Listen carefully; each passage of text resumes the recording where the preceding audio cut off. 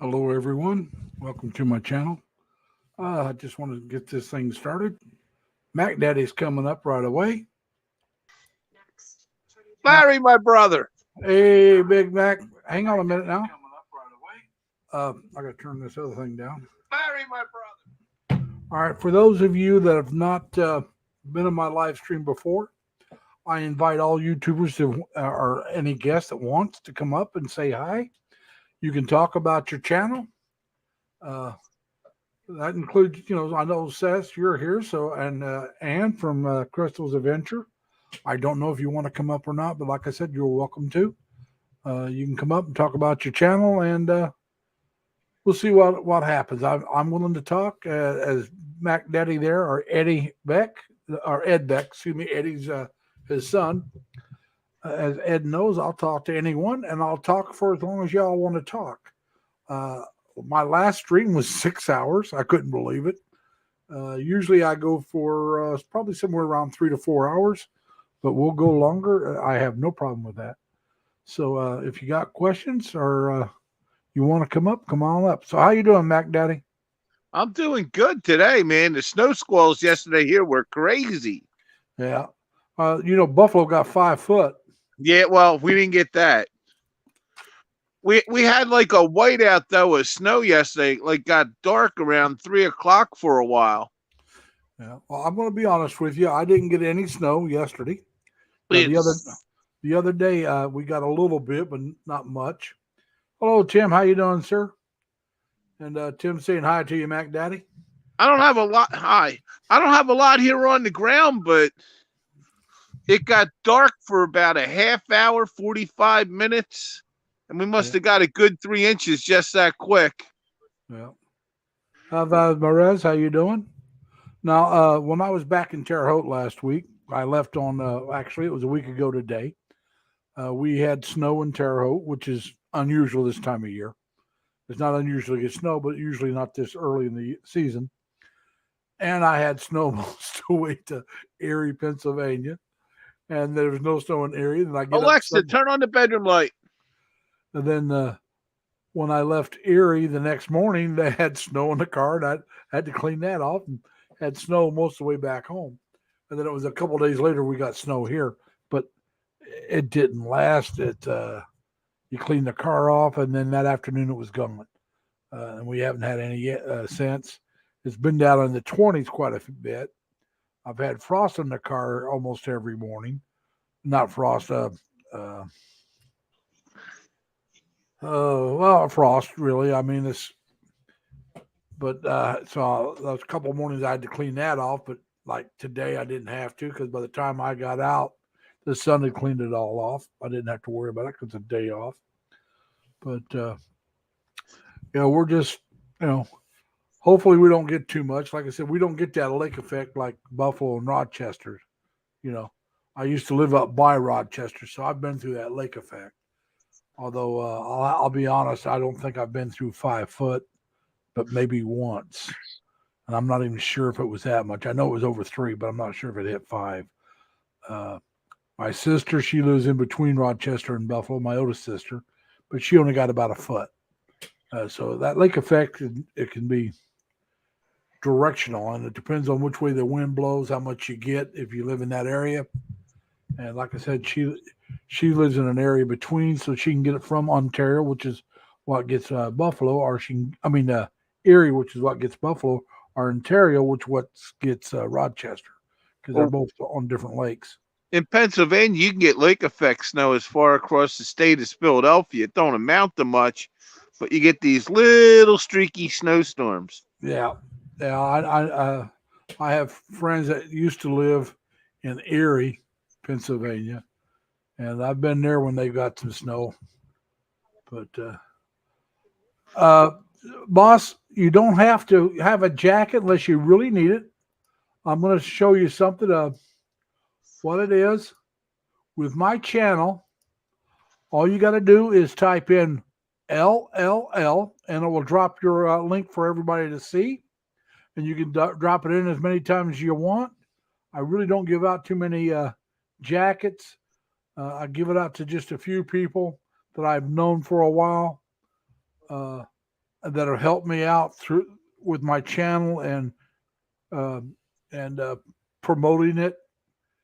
But like I said, all you got to do, and it doesn't have to be capital. I can drop in, like I said, it just has to be 3 L's, just like that, and it'll drop your channel. Like I said, I don't really give out jackets too much. There are a few people that have it. These are people I've known quite a while, and they've helped me out with my channel. Uh, I don't think Eddie or Mac Daddy has one. Tim does, but there's a couple. There's only a couple of people that have it. Uh, so, like I said, it's like I said. I really need to know somebody before I give a jacket out. I know some people give everybody a jacket. I'm not one of those people, but I do invite you. Want to come up and introduce yourself? Come on up. I mean, you can come up and talk. I'll let you do that. I just don't really, like I said, I have the L's. Just put in 3 L's, and it'll drop your channel. And I see it looks like you did 3 L's, so it should be coming up here in a moment. Like you said, it just dropped mine. And like I said, you can come on up, and Back Daddy and I will both talk to you. There's no problem with that. Like I said, I don't mind having people up here talking. You can talk about your channel, introduce yourself. That's what my channel's about. When I do these live streams, I want to promote other people. I'm a very small channel. I only have about 402 followers. I do get a few people that pop in here that are not followers, and that's fine. But like I said, for me, I just want you to come up and introduce yourselves, talk about your channel. You do not have to be the subscriber to come up and talk. That's fine with me. All I ask is that you're polite to each other, and I'm wondering why it's not taking it up. Wonder what's going on here with my Nightbot. It should have dropped that. Now, you did drop L's and not ones, right, Valimar? Because I don't see it coming up. It should have came up by now, I would think. So, Larry, you were fortunate in your trip home. You beat all the snow. No, actually, I traveled with the snow. I had the snow almost all the way. Oh. I was in. It wasn't really bad most of the way, but I was driving in snow most of the way, that or slush. And so, yeah, I had it pretty much. There it is. It finally came up. Took it long enough, but sorry about that, Valimars. But like I said, if you want, come on up. We'll let you talk. Introduce yourself. Sess is on here. She can come up anytime she wants. She's a little bit bigger. I say a little. She's a lot bigger than I am. And I got Ann from Crystal Channel. But see, some of the other vloggers are from a different country, and they're not that comfortable in English, which is fine. I understand that. I mean, they speak English a hell of a lot better than I speak their language. So, I admire them for that. I mean, I took Spanish and French in high school, and I'm not worth a dang in either one. I'm going to be honest with you. Oh, you're from Batangas, huh? I hope I'm pronouncing that right, the Philippines. Hey, Jerry, you're more than welcome to come up if you want. Jerry's another YouTuber. He's got over 1,000. Jerry from Texas, we love him. Great Jerry train videos. Yeah, Jerry, I call South Texas home. A lot of times when he comes up, he shows chickens. He has chickens. He's shy on being on the camera, which is fine. I mean, I understand. Like I said, he's got a great channel. I love his undercarriage videos of the trains, and he knows that. I've told him that more than once. And I like his walking around videos that he does in South Texas and in Mexico. I find it cold and rainy there, huh, Jerry? So you're not going to be outside doing the chickens. I understand that, buddy. Can't be that cold in South Texas, though. Whew. Oh, you'd be surprised now. I was just watching we're 27 degrees here. Yeah, let's see. Let me see if I can see what it is here. It's 1 degree Celsius. Oh, so Here, you're above freezing. yeah, that's about 33, maybe 30, 34. So it is above. Now that I haven't updated it, so it might be colder. Yeah, because it's saying it's 32, so it probably is 0 now. Let's see. Nope, -1. So Woohoo! Here we go. yeah, and it'll get colder. I mean, but like I said, I got tomorrow off. Hey, Irene, how you doing? Welcome to the channel. If you want to come up and talk about yourself and your channel, come on up. That's one of the things I do on my live stream is I have other people come up. We talk. They'll discuss what's on their mind, or they'll discuss their channels. I had the Bobby from Time to Get Going on last week, and he did some singing. He has a every Friday he does karaoke, excuse me, live stream, and he has some other guests up, and they'll take turns singing songs. And so he was up last week, and he sang a couple songs. Fine with me. I mean, I'm not, like I said, this way you introduce yourselves. But Eddie and I can talk. Ed and I can talk for a while. That's fine. But like I said, now if it's just Ed and I, after a while we'll run out of things to talk, and the stream won't be real long. But I think my Well, shoulders. Go ahead, Ed. I always step back and give somebody else a chance, I know, but like I said, until somebody else wants to come up. I did something cool this weekend. What'd you do? I copped a fresh turkey yesterday, and I made a Thanksgiving preview for the weekend. So I made like turkey with half the trimmings.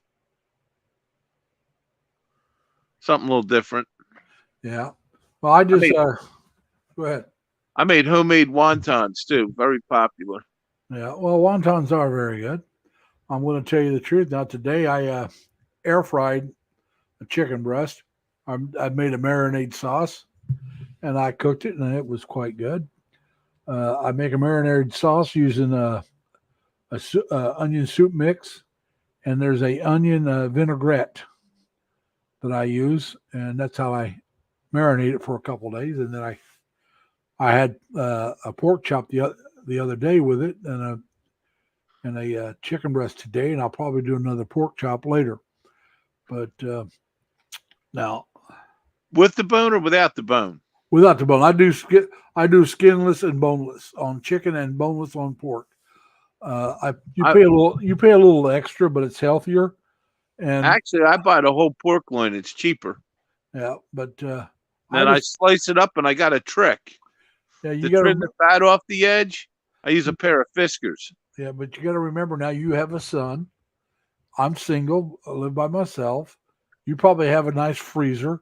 I have is a apartment size refrigerator. That's all I have. Yeah. So it's I just keep it full. Yeah, but I just don't do it. I buy I'll buy like 6 or 8 pork chops or chicken breasts at one time, and I'll separate them and freeze them in the freezer. I'll put them in freezer bags, and I put the freezer bags inside of a freezer bag. Sure. That way it keeps it better longer. And then I pull it out, thaw it out, and then I used to cook them on a stovetop barbecue grill that I could barbecue on. But I found I like it better with the air fryer, so I've been doing the air fryer the last couple of times. And I use aluminum foil. I set it in, so it's a lot easier to clean up afterwards. But I just use a straight up convection oven. Yeah, but I have an air fryer and a microwave and a regular oven. So an air fryer is a convection oven. That's all it is. Yeah, well, yeah, but I mean, I put it on bake, and then I always had right now I got the large breast, so you got to do it longer than the medium or the small. I love breasts. Yeah, so do I. Let's don't go getting derogatory here. But Ann, how you doing from Crystal Adventure? I want to say hello to you. I might have missed you earlier. I thought I caught you, but Like I said, Ann, it's good to see you here.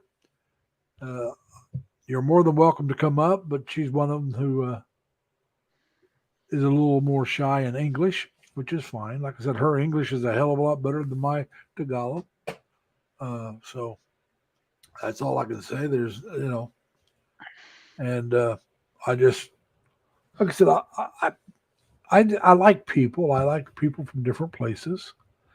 Uh, I worked with a lot of Filipinos when I was in the Navy. I've been in the Philippines. I enjoyed it. It's a gorgeous country. Have you been there, Mac Daddy? I haven't been there, but I I got a know. lot of. I have tons of friends on Bohol Island.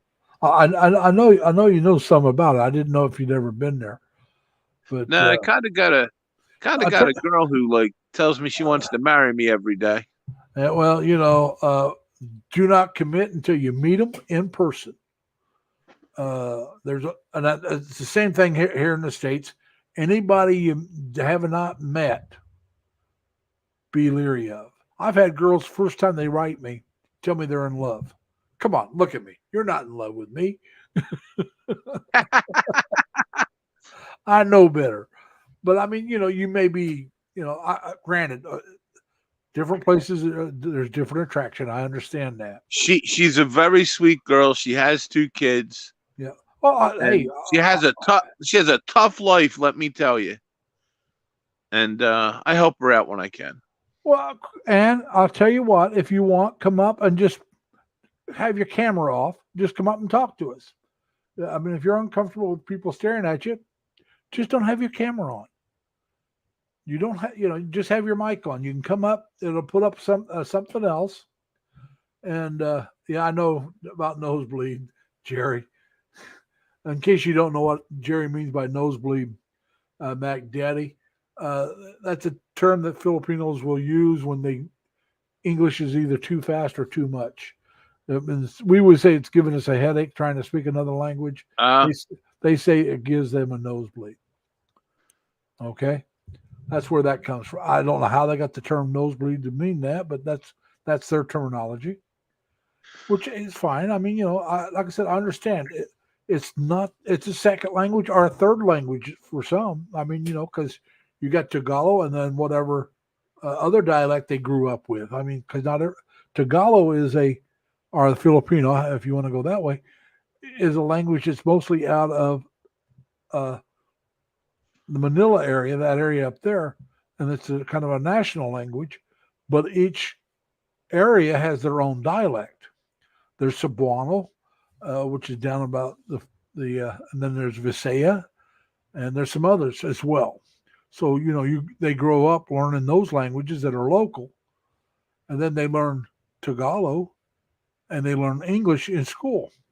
So like English I is said, a very hard language to yeah, speak. but I'm just saying though, English is like they say it's a third language or second language. It's actually a third. I'm sorry, it's a third language. So and like I said, a lot of Filipinos and Filipinas know more than that. Hey, Dan, come on up, boss. Dan's here. He says hi to you, Mac Daddy. Hey Dan, how you doing? But like I said, though, it's like I said, to me, that's amazing. Like I said, I studied French and English. I mean, Spanish in grade school. Now I had a semester of one and a semester of the other. I was going to a elementary school that they had some educational programs on TV, and I was only there for half a year, third, and half a year, fourth, and I can't remember which was which. But Spanish was one year and French was the other. And then I took Spanish in junior high, ninth grade, which we called junior high back then. Now it's been moved up to high school. But I haven't spoke Spanish since then. And if you don't use it, you lose it. And I was never real good with it, but I could converse a little bit, uh, but not. I was not great at it.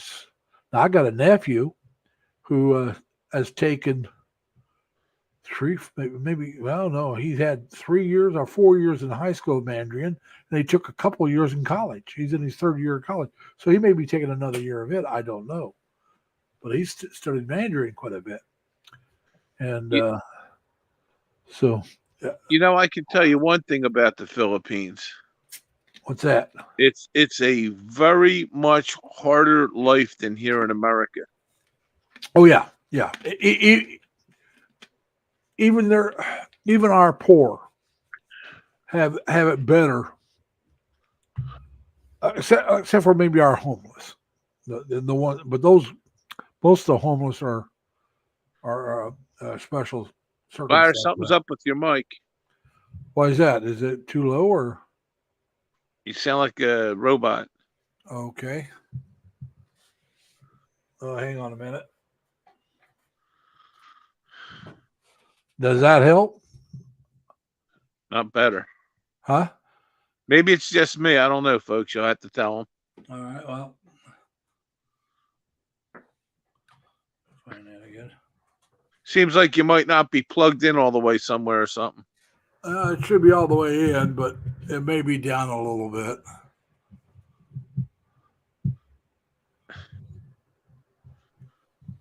How's that? Is that better or what? But anyway, somebody will have to let me know. Still Yeah, sounds, Tim still says sounds there's pretty messed up on my end. all right. Tim says there's 175 different dialects in the Philippines, and he's saying I sound good on his end. Okay, but like I said though, it's amazing that they speak English as well as they do because, like I said, it's a third language. And like you said, English is a very hard language to learn. I think one of the few is harder. That might be harder. To me, it'd be harder. Would be Eddie, what Chinese. happened to my? I can still hear you now, Eddie, if that's what you're worried about, Mac Daddy. But Yeah, I'm going to drop down. I'm not picking you up. I'll be right back. all right, we'll see you later. But anyway, like I said, to me, it's quite amazing that they speak as well as they do. Because, like I said, I mean, it's a third language. I don't believe it's the second. Some people say it's the second language of the Philippines. It may be the second main language, but for the individual, it's a third language. There's their local dialect, whatever that is, and then there's Tagalog or Filipino, and then there's English. And so, I would have just two languages would be enough to give me a hard time. And my best friend's Chinese, and they're very fluent in English. But they've been here a long time. But like I said, it's amazing to me how people can do that. I'm not one of them. Like I said, I got a nephew. He had the high school he went to requires, I think it's 2 or 3 years of a foreign language. It's required. It's not, well, you can do this or you get this degree. No, they have to do it. And now his brother's taking, I want to say it's Greek. I can't remember. He was going to take German, but his grandmother is from France and she lived through World War II. And she told him he was not going to study German, not be her grandson. So he changed languages. But like I said, she lived in France during World War II. So I can understand her being a little bitter that way. Oh, we got Mac Daddy back. Let's see what happens. Hey, Mac Daddy, you got it straightened out? I think I do. Okay. And I might have been leaning on the Google button on my phone. Crystal's not in the green room. Dan, I wish you would come in. I would gladly bring her up. Like I said, she can just have her camera off. Now, I have something. I have a picture, but if you see that little, I want to call it the clue symbol. Didn't show it that time. Hey, Mac Daddy, turn your camera off. I want to see something. Leave your mic on. Just turn your camera off for a second. All right, hang on. Yeah, that's what would happen. See, he can still talk. Go ahead and talk to me, Mac Daddy, without turning it back on. Yeah, I'm here. I got Junior here grooming my phone for me. Okay. And so, Crystal, if you want, come on up. You turn your camera off. That's what it'll look like. And then you can talk still, and everything will be all right. If you feel comfortable doing that, I don't want you to do anything that would make you comfortable. Like I said, all you got to do, there's a stop camera button. You hit that. And for me, I got a picture that I bring up when I stop my camera. As you can see, it's me. Matter of fact, I'm wearing the same shirt. So I took that picture at a different time. But you know, but that's what it is. I got tired of looking at the. To me, that looks like a clue. There's a game called Clue. And that looks like the symbol on the back of the Clue card. As we were saying, how tough it is to live in the Philippines. Yeah. Well, like I said, even our poor people here. I mean, I'm talking about the poor that even the ones not working. Hey, Ann, how you doing? Your mic's off. Turn your mic on. You got the mic. You got the mic off and your camera on. Okay, Ann. I don't think you understand. But I get a case. But and just you're frozen. It looks like, but you got your mic turned off and your camera turned on. So you just need to reverse that if you want. But unless that's a different Ann, but that's hi. Now she's got the mic on. All right. Oh, no. How you doing, Ann? Hello. Now she's got the mic on. All right. All right. Oh, no. It's early morning and preparing breakfast, sir. Okay. It's early morning. Welcome to my channel. I'm glad you came up. Is that your husband there? Yeah, he's Tell doing. him hi. Have him wave. Hello, sir. Hey, sir, how you doing? Now the kids out playing around, are they, Ann? No, he's my husband doing the cooking, sir. All right. I said, are the kids playing? No, they're still asleep, sir. They're still asleep. Okay. I didn't know. I mean, I don't. I know it's. Let's see what time it. It's about 8, almost 8:30 there. Not quite. Hello, sir, In the Dad. morning. It's almost 8:30. Yeah, no. Gotta turn. Yes, Dan. Crystal, there you go. Crystal's live, Dan. You can come up too. Come on up, Dan. You can talk with Crystal. And like I said, Sess, if you're still here, you're more than welcome to come up. And Minnie says hi, ma'am. Minnie says hi to you. And she says hi to everybody. So hi, Minnie. I'm trying to get your Dan to come up, but or you can come up if you kick Dan out of the way and you come up. And but that's all right. Hello, Mom Minnie. I'm sorry you're that uncomfortable, Ann. But I'm sorry you're that uncomfortable, Ann. But I am glad you came up. Like I said, I just want to. Sorry you're that uncomfortable. But I am glad you came up. Like I said, I just want to. Sorry you're that uncomfortable. But I am glad you came up. And if you got 2 devices on, can you turn one down? There's some feedback. So if you got 2 devices on, turn one of them down and everything will straighten out. Okay? But I'm glad you're here. I hope you stay a while. Yeah, Jerry, that's what the echo is. There's usually it means there's 2 devices on. Hey, JG, how you doing, man? If you want to come up, JG, come on up. Like I said, we just talk. We share, You can come up and tell people about that. That that's all right, Crystal. I mean, like I said, you've not been in a live stream, and so and dropped out. But I, like I said, I have two devices here, and I turn the sound off on this one because if I don't, you get an echo on it because it feeds back into my mic. That's why I wear the headphones, so it doesn't do that. All right, and that's all right. Anytime you want to come back up, you just come on back up. You know how to get in now. But no, there's no worry about it. Anne's back. Come on back up. You know how to get in. Hey, welcome back. I'm already here. No worry about it. Anne's back. Come on back up. You know how to get in. Hey, welcome back. I'm already here. Now we see your husband cooking. Hey, welcome back. There goes Matt.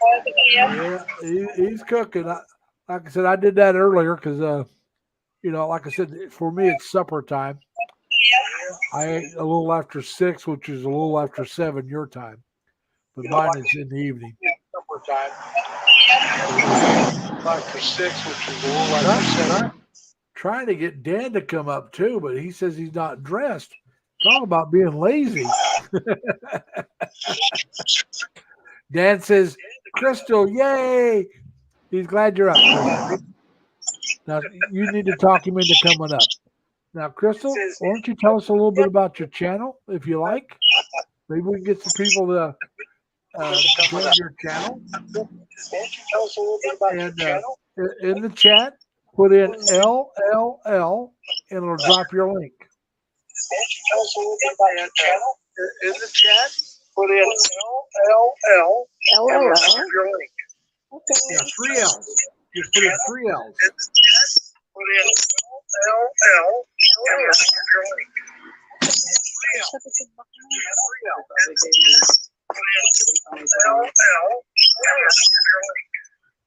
There you go. Yeah, it'll drop your link here in just a moment.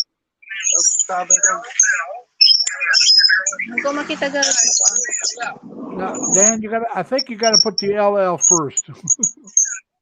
I could be wrong. I might be able to be anywhere, but there's Crystal's Adventures channel's been dropped.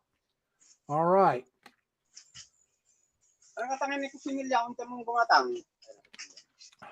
Still in your knickers, huh? Well, just show yourself from your waist up there, buddy. Put a shirt on and you'll be all right.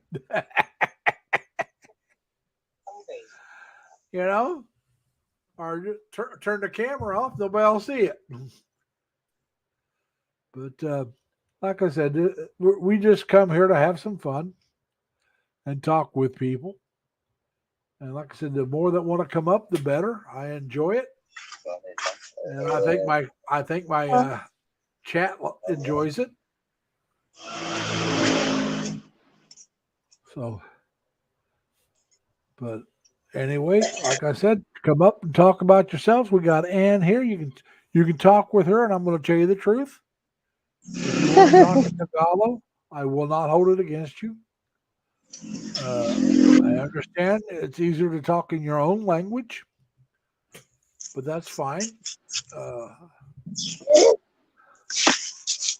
But we're just trying to get everybody to know each other and have a little fun. Dan, are you trying to say you're the grubby retiree? The grubby retiree, Dan? Well, I lost Ann again, so it's just me again. But all right, people. Let's see what's going on here.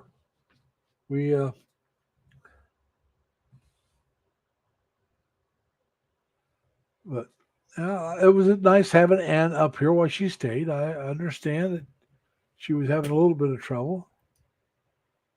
And so now we're just doing this. I had my morning coffee this morning. I had a couple cups of coffee watching the Philippine Info channel. Had my coffee at that time.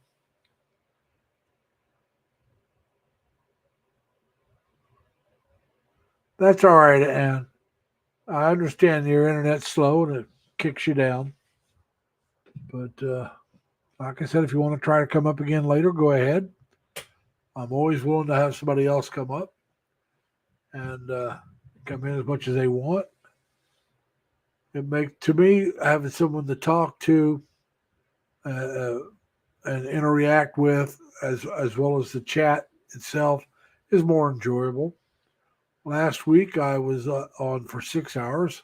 I had Eddie, and then his wife joined us when she got home, and we had a good chat. So you are most welcome, Ann. I do enjoy your channel. I try to go to everybody's channel, at least watch a couple of videos once in a while. I'm getting so many people that I'm following now, it's kind of hard to keep up with everybody completely. But I will go and catch a video. Some of the guys, I'm not going to say who, but some of the people, I have watched every video, and I will continue to do so. But that's because I was up to date on them long before I started getting overpowered by the people I start following. It used to be only followed a few people. Now I'm following quite a few. Like I said, right now I'm up to. Last time I looked, it was 402. Let's see if I'm still there. And yeah, I'm still at 402. And so we enjoy that. I mean, my last week, a week ago today, actually, no, a week ago yesterday, no, Thursday, excuse me. It's a week ago Thursday, I was having lunch with my youngest sister and her husband, and I was at 298. Now, my brother in law, he signed up, which put me at 299. And then my youngest sister signed up, put me at 300. Yesterday, I broke 400. So just a little over a week, I went from 300 to 400. I'm at 402. But yeah, Jerry, it was a long one.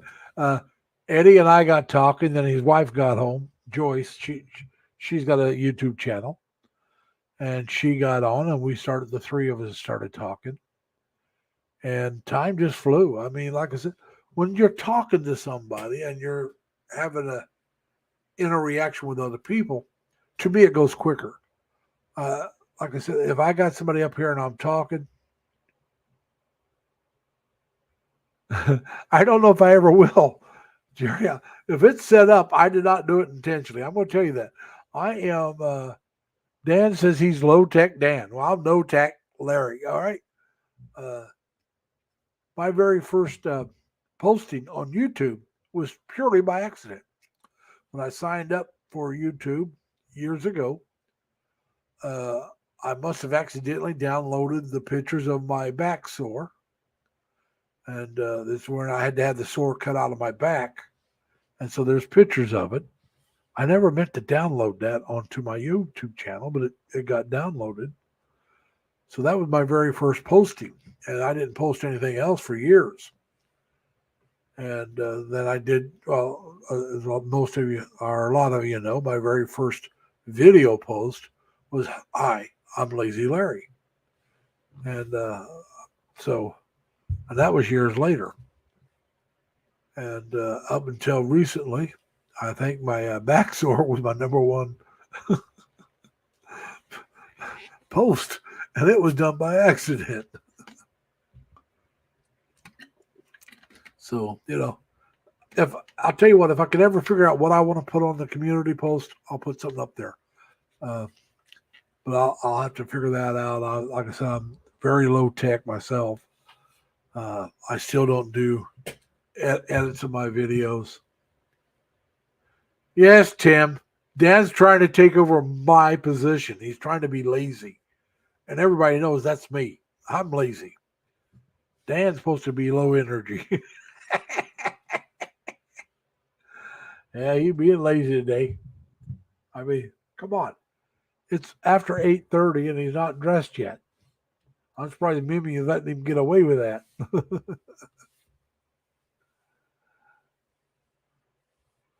Yeah. But I'm surprised we haven't got Leonard or we haven't got Sammy or Robert. But that's all right. We'll get by. We'll keep going for a while. No, Dan's not Philippines bound. Dan's already in the Philippines. It should be changed. Dan's retirement journey or Dan's retirement journal and drop the Philippines bound. He's already there. But that's up to Dan. I thought he did that in one of his videos I watched because I didn't see the Philippines bound listed. And so I congratulate him on his name change. But all right, Tim. I see what you're saying. Some hanky panky maybe wants. Yeah. All right, and I'm glad you're still listening. But like I said, anytime you want to come up, whether it's this week, some other week, you're more than welcome. That's what that's what my live streams are about. Let's get other people up here and we'll talk and they can explain or they can just talk about whatever they want or they can just come up and say hi. Up to them. I'm very easygoing. I try to make it pleasant for everybody. I don't want any scamming going on. I don't want any anybody that's impolite to somebody else needs to, be blocked for a little bit.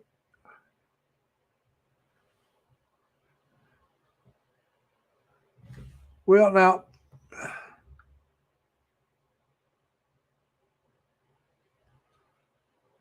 let me see what I can do here.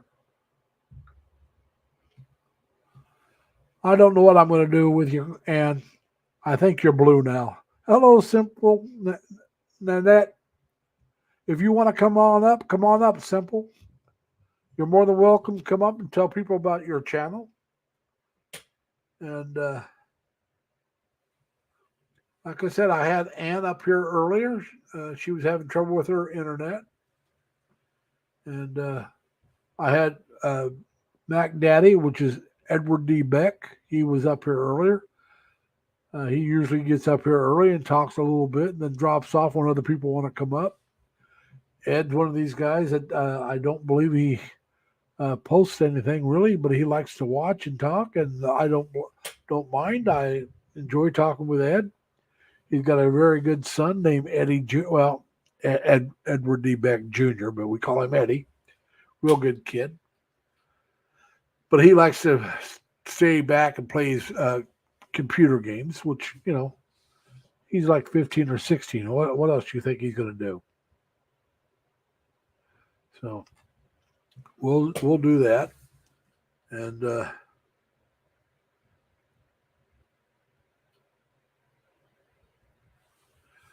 but like I said, now that come on up if you like. Jerry won't come up because he can't go outside and have the chickens as his background. He doesn't. He's camera shy, so he always puts his camera on something else instead of himself, which is fine.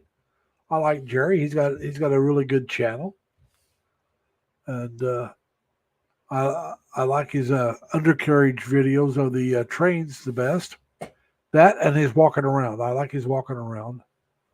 I'm sorry, Jerry. It's been a little bit since I've been to your channel, but last week my sisters that I was staying at, they don't have internet, and I was busy visiting my mother and then going out and taking some videos.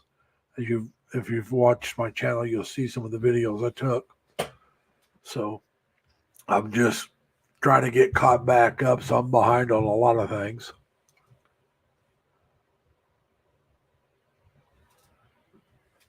Tim, eggs are always good for breakfast, buddy. That's what I usually have. But then again, I don't know if you want to follow my example. But like I said, I'll get caught up, Jerry. It may take me a few days or a couple of weeks, but I'll get caught up with everybody. I'm going through and trying to get at least one or two of everybody's done that I've missed. So that's what we're doing right now. We'll continue doing it. Jerry, come on now. 6:41. It's 7:41 here. I know I shouldn't say that. Jerry is a person who likes to go to bed early, and he likes to get up early. What is it, Jerry? You get up around 4:30 every morning? So, yeah, it is late for Jerry. And my sisters are in their 70s, and they have no desire to get on the internet. None. Now, my oldest sister is almost 80. She has internet, plays on the phone. She does it all. My youngest sister does. But my other two sisters, no desire to have internet. They do not. My one sister's got a smartphone and will not do anything but make phone calls on it. Period. That's it. And that's just those two sisters. Friendlies all get out. They let me stay at their place when I'm there. Now, my one sister has MS. And the other sister, well, she makes me almost look like I'm in shape. But that's just the way they are. They really don't want anything to do with the internet. Their entertainment is the TV and visiting family and going to church. That's pretty much all they do. And they go out and eat and stuff once in a while. But like I said, they have no desire for the internet.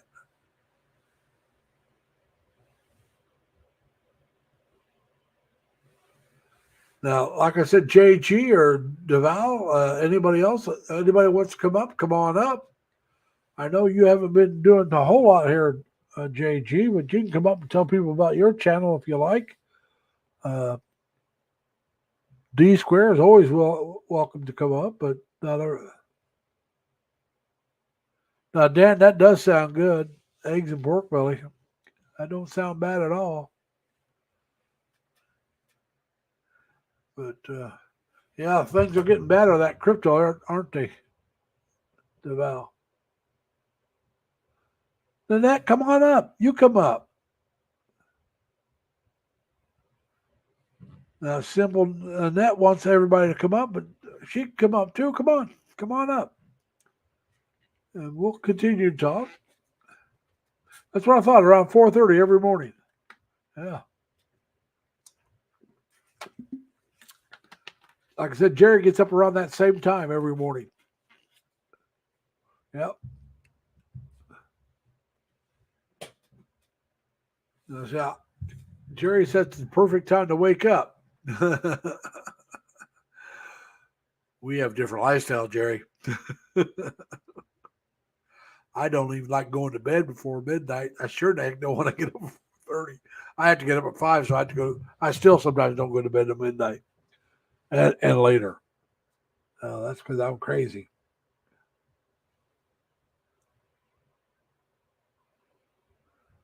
Well, JG, I don't care how many subs I get.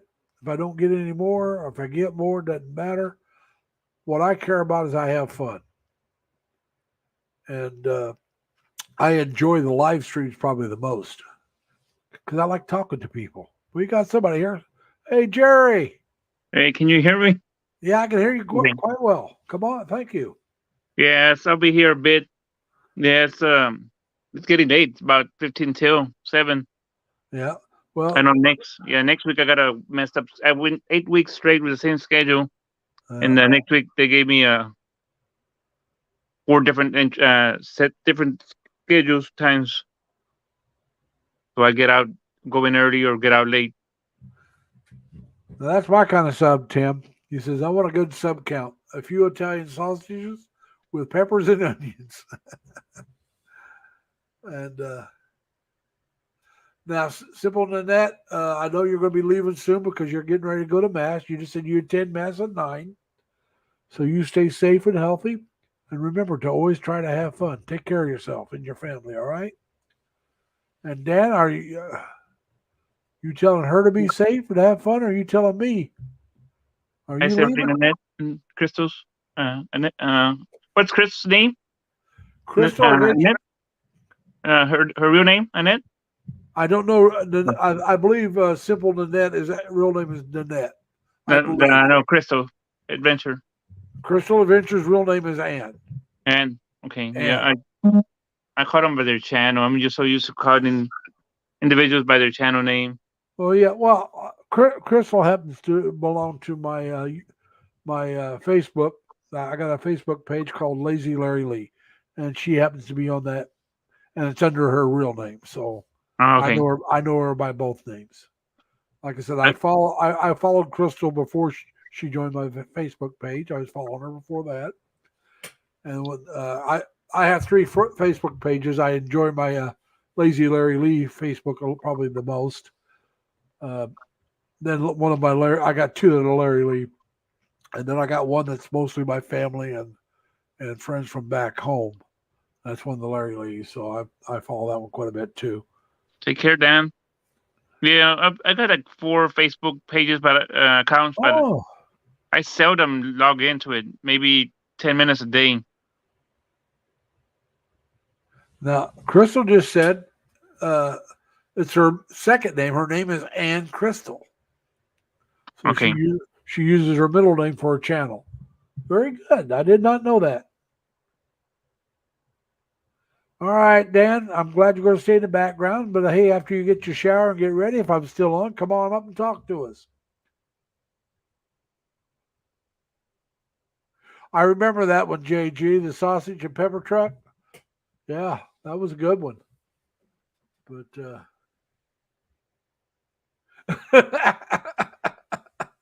Tim just told Dan, sniff, sniff. Yes, you need it. Laughing out loud.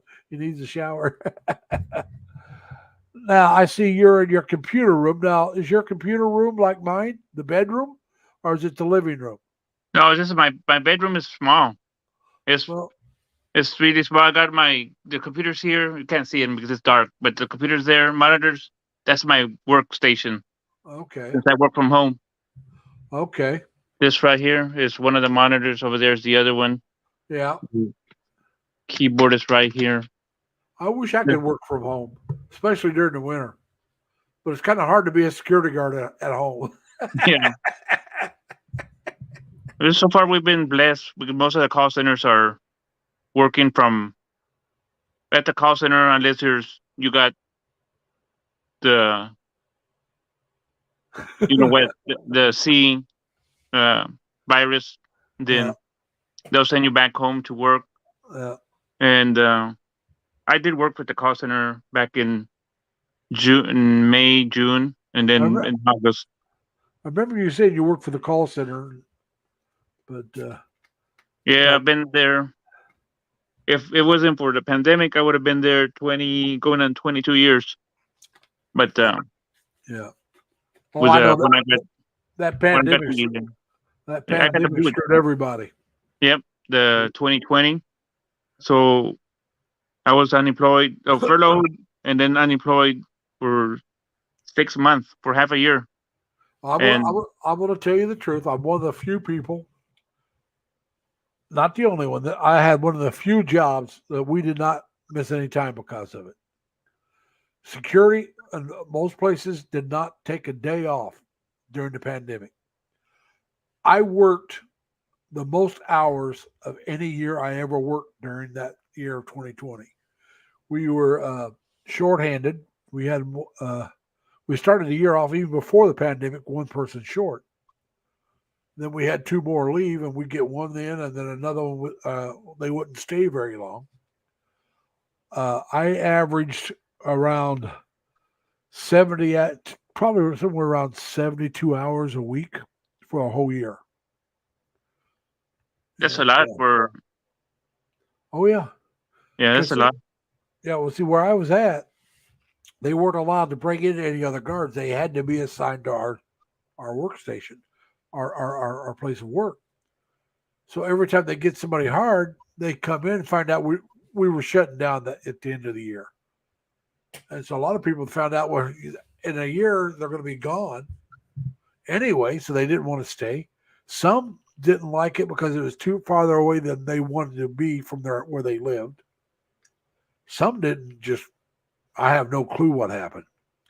They came out, had an interview. They were going to hire, but they never came back. So I have no clue. Maybe they came out and decided, I don't like the place or didn't like the boss. I have no clue. But I mean, the place. Hey, Eddie, the place was very clean. I worked at an engineering center. It was originally when I first started there was a GM, and then GM spun them off, and they, there was Delphi was the name of the corporation, but it was part of GM. GM spun them off, and they became Delphi on their own, and then Delphi sold themselves out to Borg Warner, which did the same thing, and they closed down a few and they kept a few open. I worked at one of the places they closed down. And like I said, we were short-handed, 2 to 3 people the whole year. So we were working a lot of hours. And pretty tough. Yeah. If I'd have known I was going to work that many hours that year, I took my Social Security just before that year started. I would have waited a year, maybe longer. Because I was doing it because I was starting to get in a little financial bind, and I don't blame anybody but me. I'm single, so there's not a dime that I spend. Somebody forced me to do it. And so I thought, well, this will get me out of the bind without any problems. And then I worked all those hours. I could have done it without taking the Social Security. Waited a year, I would have made more money and, would have been better off. But I make enough money that if I ever move to the Philippines or someplace else that costs less, I can make it on my Social Security. Where I'm at, I'm in New York State. You're not going to make it on what I'm getting in Social Security. So no matter what happens, once I retire from working, I'm going to have to move, whether it's back to Indiana, which I can make it there on what I get in Social Security, maybe down in Texas in certain spots. I couldn't make it the big cities there, but maybe some of the smaller ones. Yeah, Austin's too expensive. That's what I said. I couldn't make it in the big cities. Yeah. There's no way I could make it in Dallas or Houston or any place like that. But I want to go where it's warm, so it's not going to be back to Indiana. I mean, like I said, my last day in Indiana, it had snow. I had to clean my car off. So if it gets cold enough to snow, it gets too cold for me. Now, I can take it. Don't get me wrong. I'm living in an area that gets snow. But once I retire working, I don't want to do that. No. I want to go where it's warmer. It's been cold here since Tuesday. On Monday, we were close to 90 degrees. But then a cold front arrived, or 3 cold fronts arrived. And the highest we've seen is probably mid-50s, but this upper 40s. Yeah. It's in the mid-40s right now. Last time I looked, tonight, it was -1 Celsius. It was about 31, 32. Yeah, 32 is freezing. So 32-0. Yeah, I know, but I bet that's in a different town. I live in Watervliet, so Watervliet's -1 Celsius. Albany itself was like 32. Okay. So there's a few miles difference, not a lot, but enough that it can affect the way that. And you got to remember, in a city, you got the buildings that help hold the heat in too. Yeah. And I live out in the. I would call it the sticks, but we're not that far from the city, so it's not. I live in the suburbs, and I'm like 10, 15 miles from the city, but they have all those concrete buildings which help hold the heat in. And Eddie, if you want, you can come on up. Dad's taking a shower. I told him if I was still on, hopefully he'd come up. He says, "Oh, you'll still be on, Larry." And yeah, I agree with it, Jerry. It takes some hard. I mean, not Jerry, JG. Sometimes that hard work, like I said, I cooked chicken breast tonight, and I made a marinade that I soaked it in. And I'm sure it's not good for me, but it tastes so good. I'll have to maybe cook it a few times without it, see how well it comes out. I ate breakfast tacos for dinner. Yeah. Like I said, I cooked a chicken breast. I used an onion soup mix and an onion vinaigrette to make my marinade. And so by doing that, I soak it for a couple of days, and then I cook it, and it comes. Oh man, it comes out so good. I'm not into the breast of the chicken. Yeah. Tim, I live in a town called Waterville, which is right outside of Albany, the capital district. I live in the capital district. Now, before this, I lived in a little place called Leroy, New York, which is right outside of Rochester.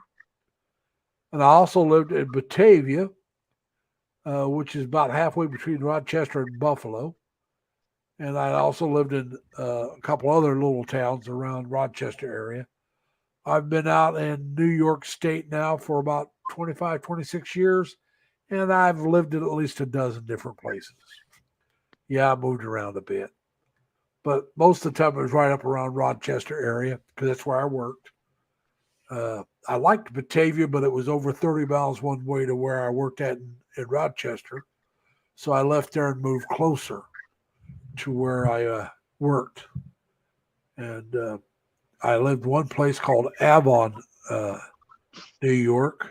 It was like 11, 12 miles from where I worked, but it was like almost 40 minutes from my family. So I moved to Leroy.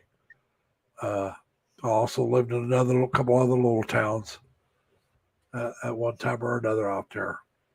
But I ended up in Leroy. That's where I lived the longest. And all right, we're at, you said 30 miles south of Buffalo. What city, Tim? Yeah, I know. JJ, I thought you said you'd been to Batavia. I lived there for about a year. I lived in Leroy a couple different times. All right, Park Ave. Yeah, I know that area. My office was right off, not my office. The office for the security outfit I worked at was very close to Park Avenue, and still is up there. But Springville, okay. I don't know that. I've heard of it. I don't know it that well. The nice thing about New York now with the mountains, the snow resorts, I don't know how long you've been gone, but now they have summer activities there. They have things that you can do during the summer, where when I think I first moved up there, they didn't have any activities at the snow resorts. But now they got the zip lines, and they got some lines up there that you ropes, things that you can climb and go through them. So I think that would be interesting, although I'm probably too heavy for the zip lines. I'm over 300 pounds, people. I'm not a light boy. I'm not light at all. See, Tim says breakfast tacos are good anytime. A real taco is not a hard shell taco. Oh, I like this off. When I was in the Navy now, out in Washington State, I was in a place called Pacific Beach. Now, y'all have heard the name Blow, right? Where they go, oh, Joe Blow. Well, Yeah. I knew a guy named Jeff Blow, and I don't know if he was married, but surely his wife or living girlfriend, she was Filipina, and she was a damn good cook. And on, I want to say Wednesdays, she made tacos at the club. Now, I was at a base of only 110 people, but you could get soft shell or hard shell tacos. Always got the soft shell. Yeah. That hard shell isn't Mexican. That's an American thing. I couldn't have told you that. I happen to like the soft shell better. Yeah. I happen to be a bigger fan of burritos than tacos. And but that's me. I mean, some people like tacos better, but I like burritos. And they got at work, they have out of the vending machine, they got a spicy beef taco that's pretty good. Nothing like a real burrito. It's spicy beef burrito. Nothing like going to a Mexican restaurant with Mexicans running it and cooking and doing all that. Nothing as good as ours, but it's still pretty good for store bought, where you microwave type burrito. That's the best I've had. Is what they got at work, and they're not cheap, but like I said, they're really good. But I prefer and I don't mean Taco Bell, people. I mean, you go to a restaurant, sit down restaurant, and you walk in and the cook's Mexican from Mexico or their family's from Mexico, and they really know how to fix the food. That's the best place to go to eat. We got a place like that back in Terre Haute, which I go to every time I'm home with my best friend and my cousin. The three of us will go. And but out here, there's a couple places I like. The most expensive is the one like I was telling you. But oh God, their food's good. I mean, it tastes really. And like I said, I was stationed in California and San Diego, so I don't get the true probably Mexican food, but I get true as you're going to get in the United States and like in Texas or California, Southern California, you get some really good Mexican food. And so, that's where I was first introduced to Mexican food was San Diego, and fell in love with it. It was really good. So, like I said, I try to find the best I can.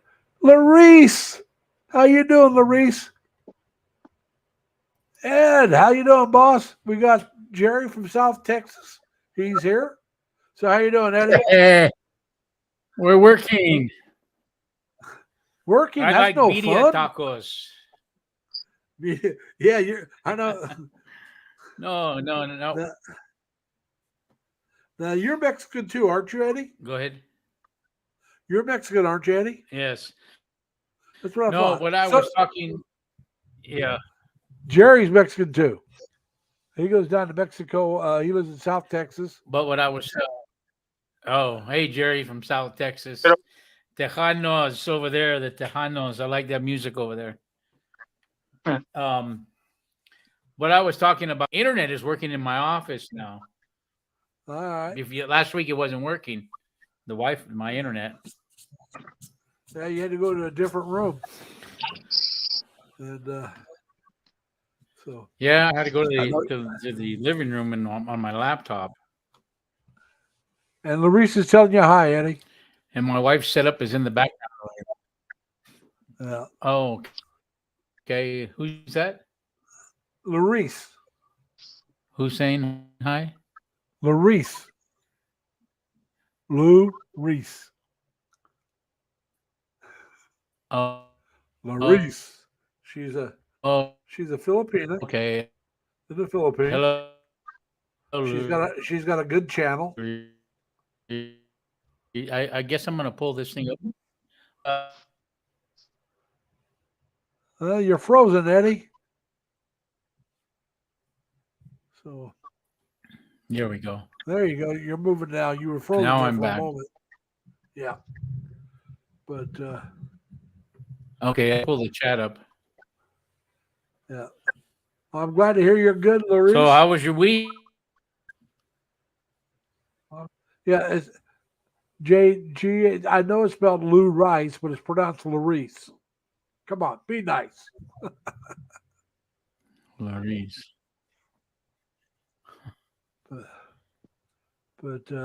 like I said, most I was doing a thing, and Dan from Dan's Retirement Journey, he was doing a thing, and most of his followers are females, and they're mostly in the Philippines. I did mine, 87.8% male. I have more men that follow me than women. Dang it! But what are you gonna do? But like I said, I do mine. JG says he's got enough followers; he doesn't want any more. Hey, when you reach your level of contentment, that's where you want to stay. You're content. You're happy with where you're at. I have no level that I'm looking for. If I stay where I'm at, that's fine. If I go higher, that's fine. My goal is to have fun. That's why I always say, always try to have fun. Because, what's life if you're not having fun? I mean, so like I said, I do this. I started by accident. I did my first one video. Just everybody's asking me how come I used the name Lazy Larry. I added Lee later on.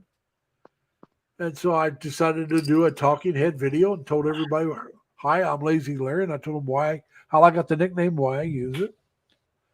I enjoyed it. I mean, I thought, hey, this is kind of cool. I'll do another. I did another one saying before I was Lazy Larry and talked. By the time I was 12, I lived in 18 houses. All right. I lived in one house only 1 month. Now, so, I moved a bit. I went to 6 different elementary schools, and one of those 6 I went to twice. Okay. So actually, changed schools a bit too. And so, I enjoyed it. Then I did a couple others. And then I started doing the vlogging because gave me something to do. And I have no plans to retire for anywhere from 4 to 6 years. All right.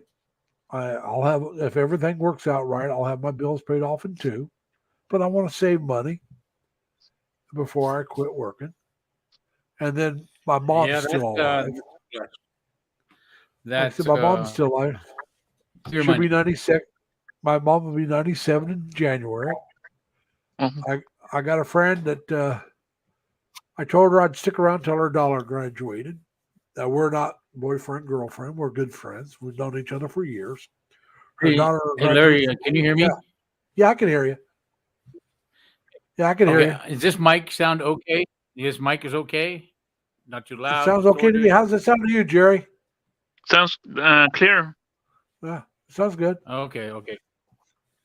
Yeah, sometimes you just got to adjust the I just wasn't sound. sure. Yeah, it's working right.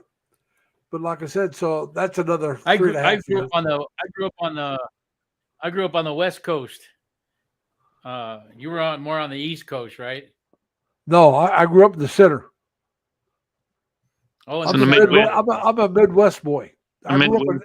grew up in Indiana and Illinois. Corn.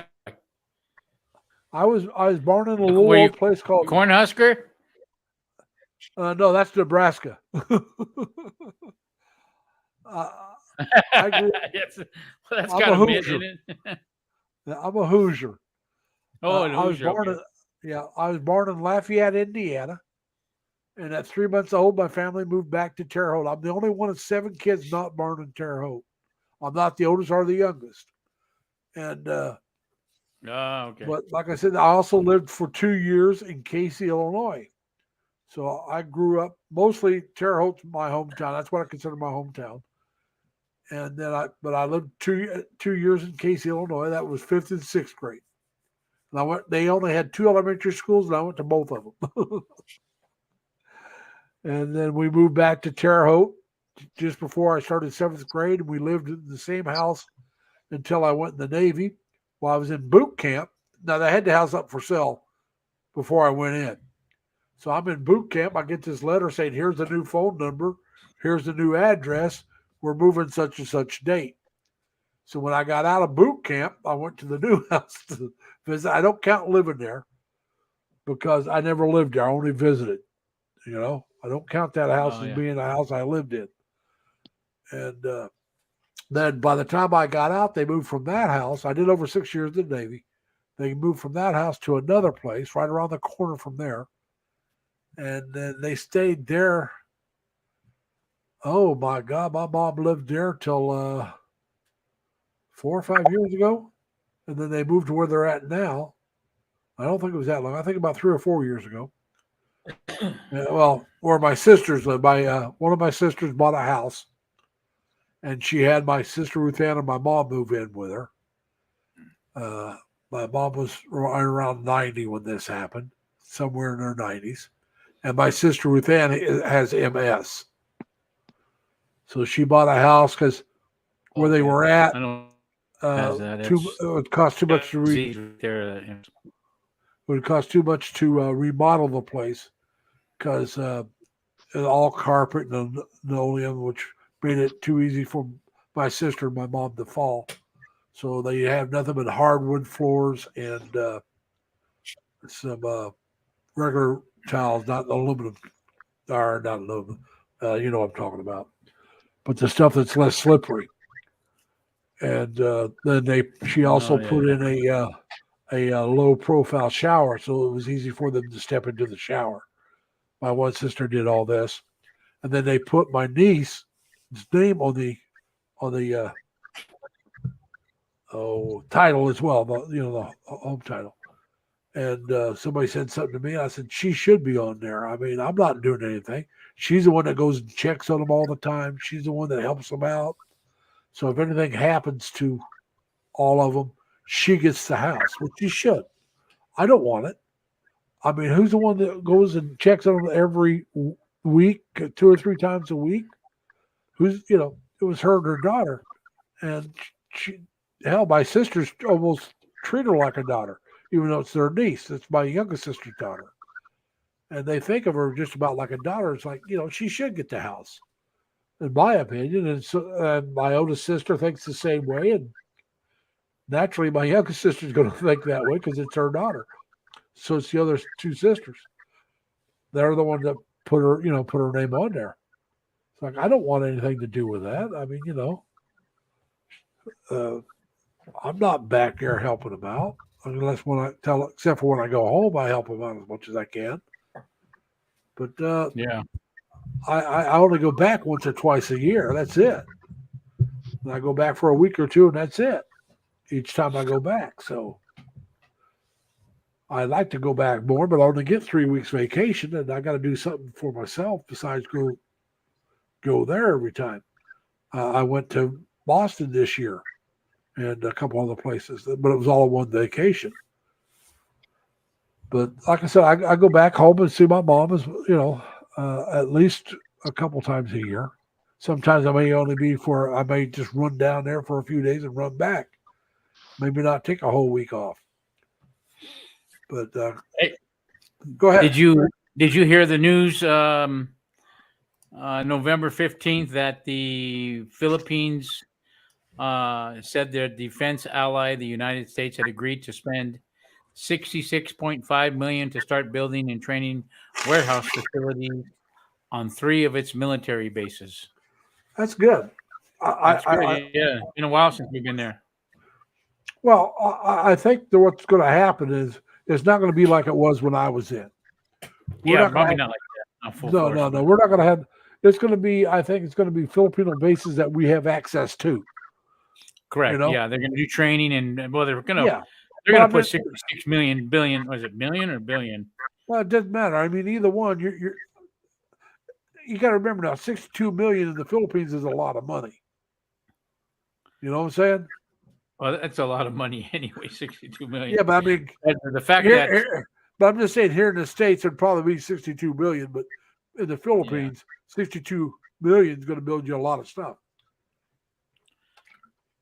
So, but yeah, it'll be. Well, I'm glad that I know the other president there, Duterte. I mean, I liked him. He handled things differently, but he was a stern guy. But oh yeah, very stern. He tried to cut. He thought about cutting off the U.S. and I think he had a couple run-ins with China that made him think twice about that. As much as they lie to him, Well, Marcos, lived in the U.S. for a while. Yeah, he did. He knows what it's like. Yeah, and some people thought that he would not be as strong for the U.S. as he has been. But like you said, I think China's convincing everybody that, hey, look, they're coming over and trying to take our territorial waters. Yeah. How do we combat that?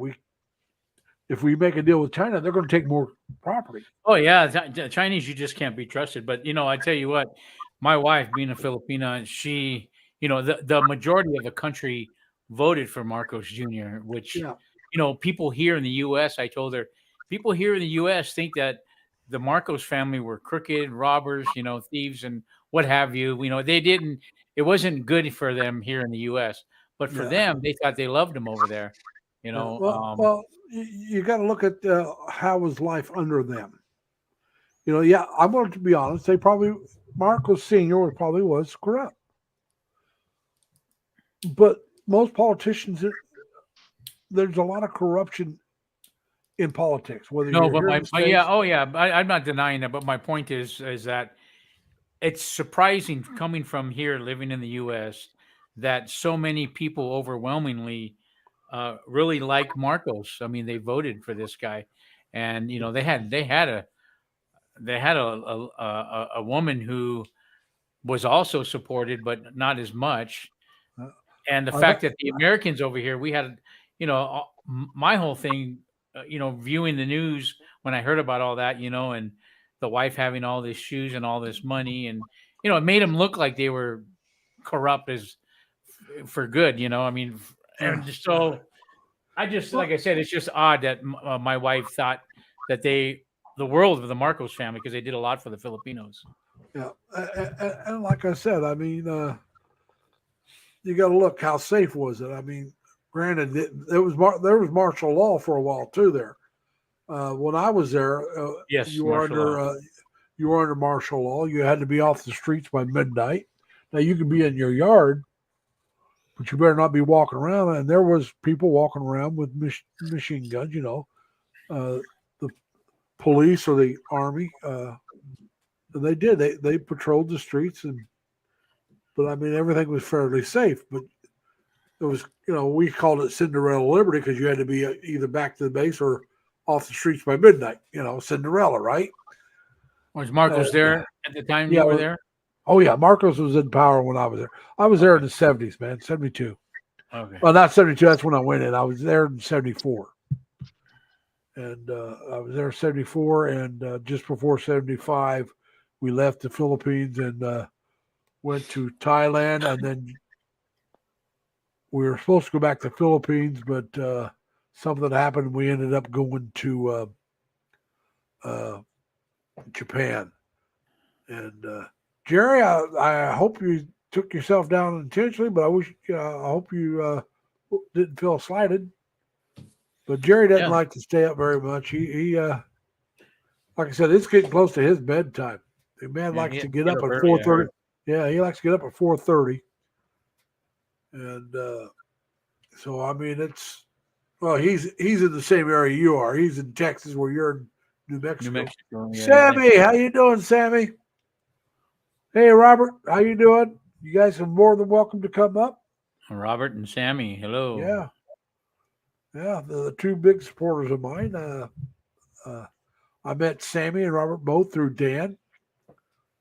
And I think that's where I saw them through Dan. Yeah, they're usually on Dan's live stream. But yeah, I met Dan through Chris and Sabu. It was in Chris and Sabu that I started using my nickname Lazy Larry. And everybody, like I said, everybody kept asking me why lazy, because I was always just getting off work or getting ready to go to work, and depending on the time frame. And so I finally just did a video on it just to answer the question. And I enjoy. Like I said, I was also thinking about what am I going to do when I retire. Let's see if I like, being a vlogger and doing YouTube, because it'll give me a reason to get out of the apartment and go do something. Yeah. I know me sitting around the apartment the whole time. I could do it, believe me, but that wouldn't be healthy for me. I don't think I don't know if I'm going to do that or not, to be honest. I mean, I'm going to be honest. I want to be honest. If I'm in the Philippines, I may not do it because you may not either. That's a lot of time and to put into, like my wife. She does it, and thank you, Sammy. That's like a 24/7 job, man. You're putting things on you're editing, and I know you don't edit, but she edits. I mean, a lot of people edit. I mean, most of your big vloggers edit. Oh yeah. I would stay away from editing myself. I really do need to learn how to edit. Because it would be better. My videos would be a little better. I'm not saying they'd be a lot better, but they'd be a little better if I had a standard introduction. What a lot of people will do, they'll take part of the video that happens later on in it, put it at the front, something they think will get people's attention, and they'll wait till they see that. But then you also, at the end, you can put up on one corner, you can put up your next video or your latest video besides the one you're doing. and then you can put up a previous video. So you give them some videos of yours. Say, here's some other videos of mine you might like. No. Yeah, there's a lot of tricks to that trade, you know. Yeah, well, that's what they suggest. But like I said, I don't edit, so I don't get that done. I need at least learn enough to do that. Yeah. But right now, with working 40 hours a week, So how's your channel doing? I'm very well. Hey, Good. Jerry, if you're leaving, take care, man. But I'm up to 402. You probably weren't here yet. I was talking about a week ago, this past Thursday, I hit 300. I was at lunch with my sister and my brother-in-law, my youngest sister and her husband, and we were discussing things. And I showed them, some of the videos I did, and I was at 298. Well, my brother-in-law signed up and made it 299, and my sister signed up, gave me 300. I'm at 402 now. Oh, Just a little over a week later, I jumped 100. So this last week's been very good for me. I got one. Well, we had 6 hours for you last weekend. Oh yeah. But let me see if I can find this. Hello, Halfwit. Hey, Halfwit, how you doing, man? I have one short. Let me see if I can find it. It's gone up since the last time I looked. My latest short, which is less than 2 days, it's almost 2 days now, 605 views. Okay. It's on. It was on Cover Bridges, Park County, Indiana, which is right next to my I like county. that. I saw that video. I saw that one. That was pretty good. I like those videos. Was that the short or the regular video? Because I did both. That was a short one. Okay, that's got 605 views. Just what it showed me right now. Yeah, you don't see those bridges in this area. Oh, they got 31 of those bridges in Park County. I only showed 5, maybe 6. So next year when I go back, I'll get a few more. I didn't do any twin spans. They got a twin span, at least they used to. I want to try to find that this time when I go back. And I'm hoping if I don't go back during the summer to go back in the fall and get better color. Yeah, they have what they call a Cover Bridge Festival. Mm-hmm. It takes about 10 days. And I was talking with my oldest sister and her husband, which live up around Rochester, between Rochester and Buffalo. They were back there for that. And they said the fall colors were perfect. It was right at peak. I go back a little over a week later, and it's past peak, and leaves have been blown off.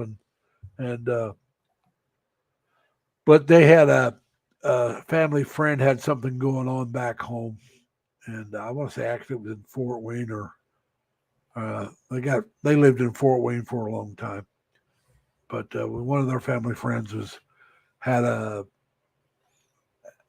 big wedding anniversary, like a 50th wedding anniversary, I think. And they wanted to go home for that. That was right during that time frame. So I told them to go ahead because you don't want to overwhelm your mom, when she's 96 and she got a slight case of dementia. And okay, Sammy, I will say regards to my wife for you. Thank you. Yeah. Sammy. Yep, I see that. Like I said, Sammy's good people. Her and Robert both. They're really good people. And Halfwit seems to be a pretty good guy. I don't know him as well as Robert and Sammy. And like I said, Sammy and Robert can come up if they want. If Halfwit wants to come up, like I said, my wife doesn't do. I told her that she should do a live. She wanted to do. She wanted to do a live with me. That's why I sent the picture. She was wanting a picture. She's never done one. She's always. Maybe that's why she wants to do one with me, so she can. She does a lot of premieres. Yeah. She does premieres. I don't know her group. Sammy probably knows about the premieres. Sammy, you're always bad, but you're having fun doing it. And that's all right, Sammy. If you can't come up, you can't come up. You're welcome to any time that you want. So is Robert. Hey, my son got his passport. Oh, cool. And so I've been waiting for that so we can. So now I'm gonna buy our tickets to go to the Philippines. Yay! There's my passport.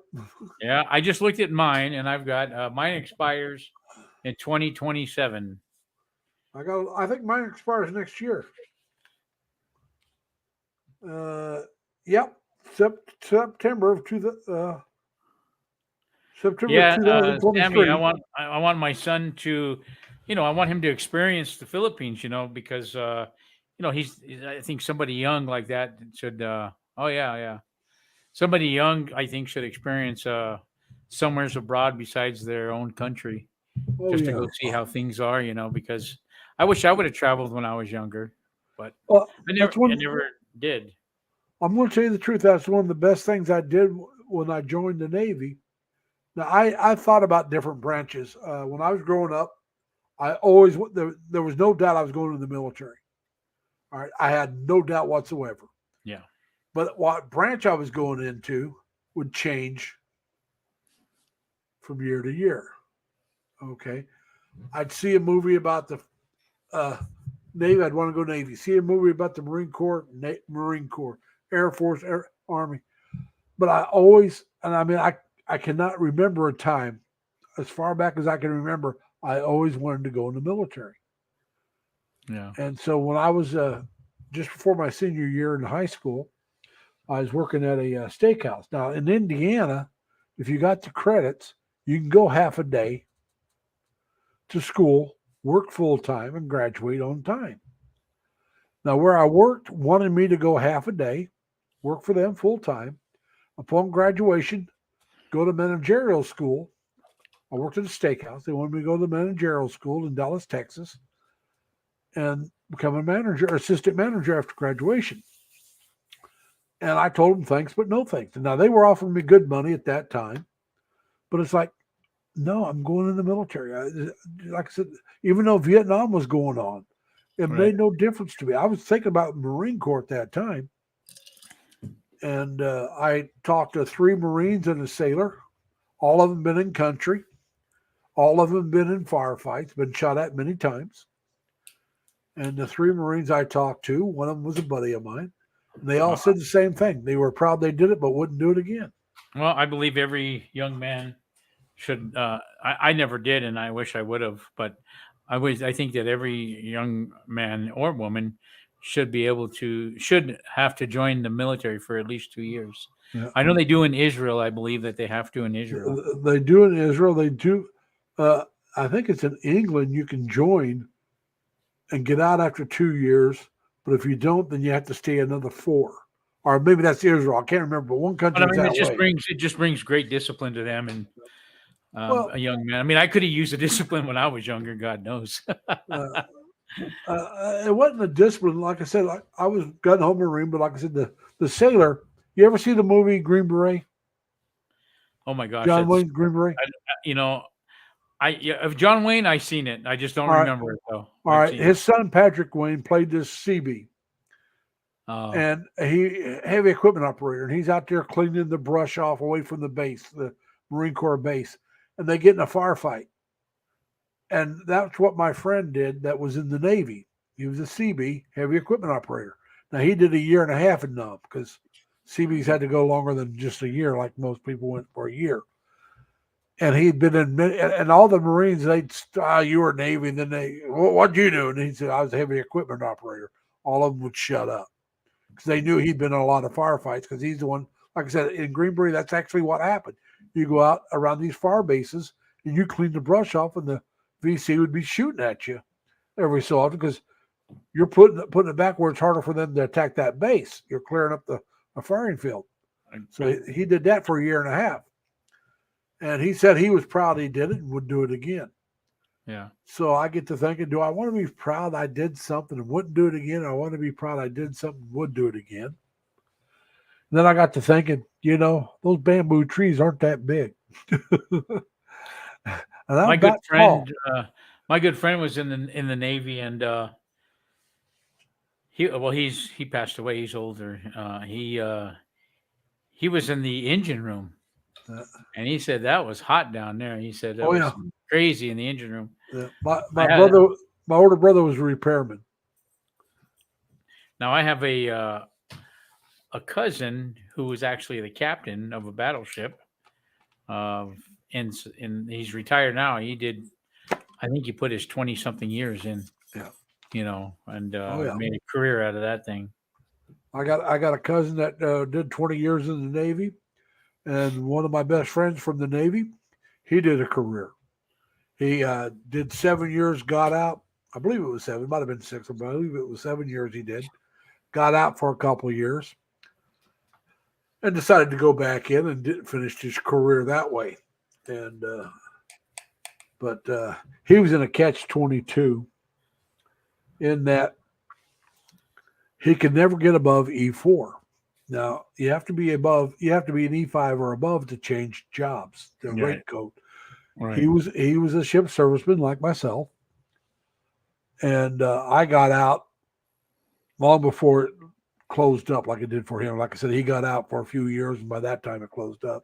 Shortly after he went back in, so he kept P&A in the test. P&A means pass but not advance. As long as you P&A a test, you can stay in for as long as you want. So he did his 20 years, never made it above E4. And he wanted to change rates, but he couldn't. Because, like I said, you had to have the rank of an E5 or higher. And he just was closed up. Now, the ship serviceman rate no longer exists. What happened was the storekeepers were always short-handed. And they ended up rolling the two in together. So now they were related anyway, all right? The storekeepers had the supplies for the ship, where the ship servicemen had the stuff for the servicemen. If you wanted a part to fix the ship, you went to the storekeepers. If you wanted something for yourself, you went to the ship servicemen. We ran the candy store, the Navy Exchange on the ship, the soda fountains, the barber shops, the laundry, all that was ship servicemen. But all the parts for the ship was the storekeepers. So, like I said, we were similar in what we did, but we did it for a different group of things. So they just ended up combining them because, like I said, had too many of one and not enough of the other. So you combined them, probably made it pretty close to where it should be. Yeah. And, Hey, does your on this chat or on your YouTube channel while you're hosting, does it tell you like I can see like there's 8 people here? Does it tell you what? Yeah, it says people 8 are? people watching. 8 people watching. We've been on for an hour and 37 minutes and 47 seconds. But does it tell you which 8 people they are? No. Oh, okay. So Doesn't as tell people you that. say hi if you're here, so I can see who's here. Well, like I said, we got Sammy, JG, Ann, Robert, Halfwit, but who else is here? I don't know. They're like Ann, which is Crystal Adventure. Her first name's Ann. Crystal's her middle name. She happens to be listed in the background. Her husband was cooking their breakfast, so that's she's 6, probably. and then me and you are 7, 8. No, I don't think they count us. I could be wrong, but I don't think they count us. I know they don't count me. Okay. No, not you. Yeah, but like I said, it tells me how long I've been on, how many people's active watching right now, and I've noticed this with other channels as well. You'll have people come in and go out, so you may only have so many shown, but by the end of the stream, you may have 4 times or 5 times more than what it shows you, because people come in and go out. Yeah. So it counts the number total at the end of how many views you had. Whether they're here for 5 minutes or the whole thing, they count as one person for a view. And so I've noticed that with some other channels. Can you see the can you see Yeah, over I here? can see your dog. Yeah. You I see can her your right there? Asia. Asia, what are you doing there hiding, huh? Are you hiding, Asia? Huh? Come here. Asia's waiting for mommy. You know that. Oh my gosh, she always waits for mommy. She thought she hears her. Come here, Asia. Come here so you can say hi to everybody, huh? Come. Now, Jim, what's AFCOM? AFCOMs. You're at your first base. And JG, I don't know. Do they make the men sign up now? Because I know for a while they did. I think yeah, you're right. I think the men have to sign up for selective service now. Say something to everybody over here, huh? Say, ask for Hello, mommy. Asia. Ask How you for doing, mom. Asia? Mommy at, huh? But This dog is from the Philippines, and she's just now learning a little bit of English. She's mostly Tagalog. Diba? Diba? you can say salamat. I don't know. I know very, very little Tagalog. If I was going to study one of the Filipino dialects, it'd probably be Tagalog. Yeah. Well, unless you know where you're going to be at, it's the one dialect I think travels the best. Yeah, it depends what part of the Philippines you're going to be Yeah. at.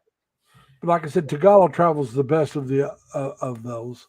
But you got Cebuano, you got what they call it, Vivasi or Sabano, what is it? Hey, Erica, how you doing? Glad to have you here. Just Would you love to sign out to everyone? Gismar, her name is Erica. She's here. Yeah. So we're just trying to have a little fun. And like I said, people come and go. We're still at 8, see? So somebody else dropped out after she came in. And yeah, I see that's 8 still, right? Yeah, that's what I said. People come and go, and which is fine. Sometimes they come, go, and come back. That happens. Yeah. Like I said, I've been following live streams. Well, like I said, I came up with my nickname, Lazy Larry, following Chris and Sabu, because there was like 4 Larrys, and it helped. 3 of us had the last names that sounded similar, GB and Lee. I mean, So I came up with Lazy to make sure, if he wanted to make sure, he could always just say Lazy if he wanted to ask me something. And then it kind of stuck, and a lot of people seemed to like it. And then I added Lee when I started doing the vlogging myself, because if you typed in Lazy Larry, there was a cartoon that come up long before me. It took you forever to find me, but I changed it to Lazy Larry Lee, and boom, I'm the first one that comes up. So that's why I changed it to Lazy Larry Lee, to make it easier for people to find me. All right. I'm glad to hear that, Erica. So you're about ready to go back to Manila. Erica's been living in the province back with her family. And she has very poor internet reception where she's at. What province are you at, Gismar? Nice to meet you. Gismar or Erica. Erica, what province are you?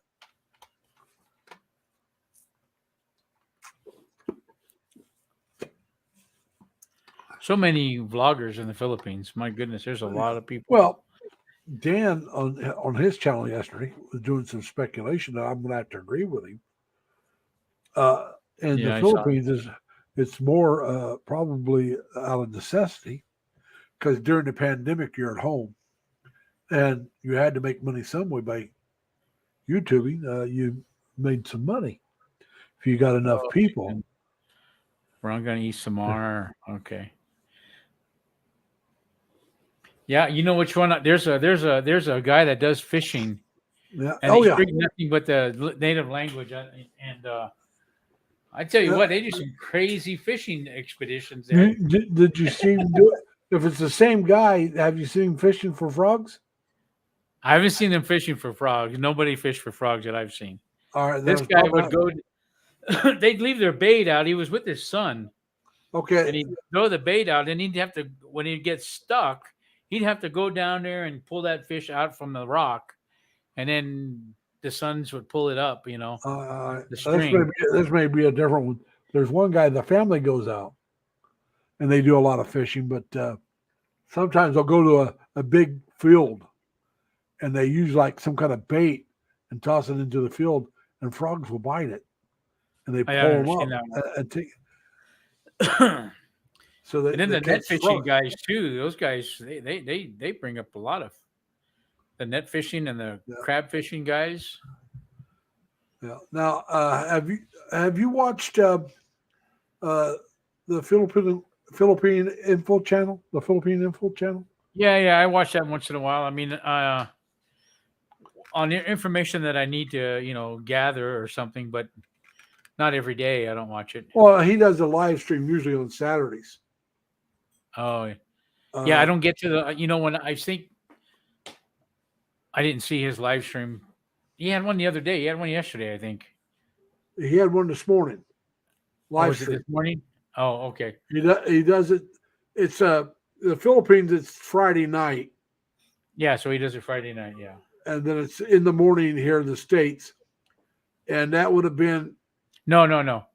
They're ahead it's of been us. early for you. Yeah, I know, but he does it Friday. He does it. Wait, So if it's Saturday morning, night, it's Saturday night, evening, yeah. Saturday night is Saturday evening. at about 9:30 the Philippine time. So when the time change hadn't taken place, it was 9:30 here. Now it's 8:30, and he usually does it almost every Saturday. Now sometimes they won't do it because either he doesn't have internet or he has. Right now he's planning on being up next Saturday. But I watch his. The thing about the info channel, Steve. Steven. You only can give so much info, right? Yeah. So I think at some point I think that he runs out of information because it's Well, a lot of it is opinion that then and when you come here, this is what you expect and this and that. That also he tells people they have this a lady they deal with for retirement visas that costs you nothing. It costs you nothing to go through her. Rose something. And then they'll talk about, different things. He also does videos on apartments. Yep. Which I enjoy those. Yeah. Well, if the guy, now this is it. If you're single and you're not married, that channel's for you. No, not Steve's channel. He doesn't talk about women. No. What I'm saying is, if you're single and you want to go to the Philippines, okay, he's giving you information for that. If you're married, I really don't have no need to watch what he really has to say because I'm married. He's not married. Yeah, because you can go to the what do they call that? The Balikbayan visa, which gives you a year free, and then all you got to do is go out of the country, which you got all these places around you. Go visit, go to Thailand, go to Vietnam. If you're single and this is your first time going there, that's a great channel to catch up on. Well, but for someone like myself, I really don't see no interest for me. Like I said, for me, I enjoy different channels. There's Tito Tim. He's in Ilo. Who's that? Tito Tim. Tito. Let me see if I can bring that up. No. Now, there's a couple guys in Ilo I don't like to watch. Like the the half Japanese guy Ishu. I haven't seen him. Hiroshi or something like that. Hiroshi. No, I only watch. I want to say it's Tito Tim. Let me find it real quick. Yeah, Tito, Tito, Tim Travels. He's married to a Filipina. He lives in Ilo. He's been there 5-6 years. What's it called? Tito Tim? Yeah, Tito, Tito, Tim Travels. And they'll go on the river. He likes the river walk. He'll go walking. They travel. They lived out in the province for a while. He had a place built out on her family's property. You know what? I don't think I've ever seen him. I'll have to go check his out. But I happen to be the kind of person I like to watch them build their homes.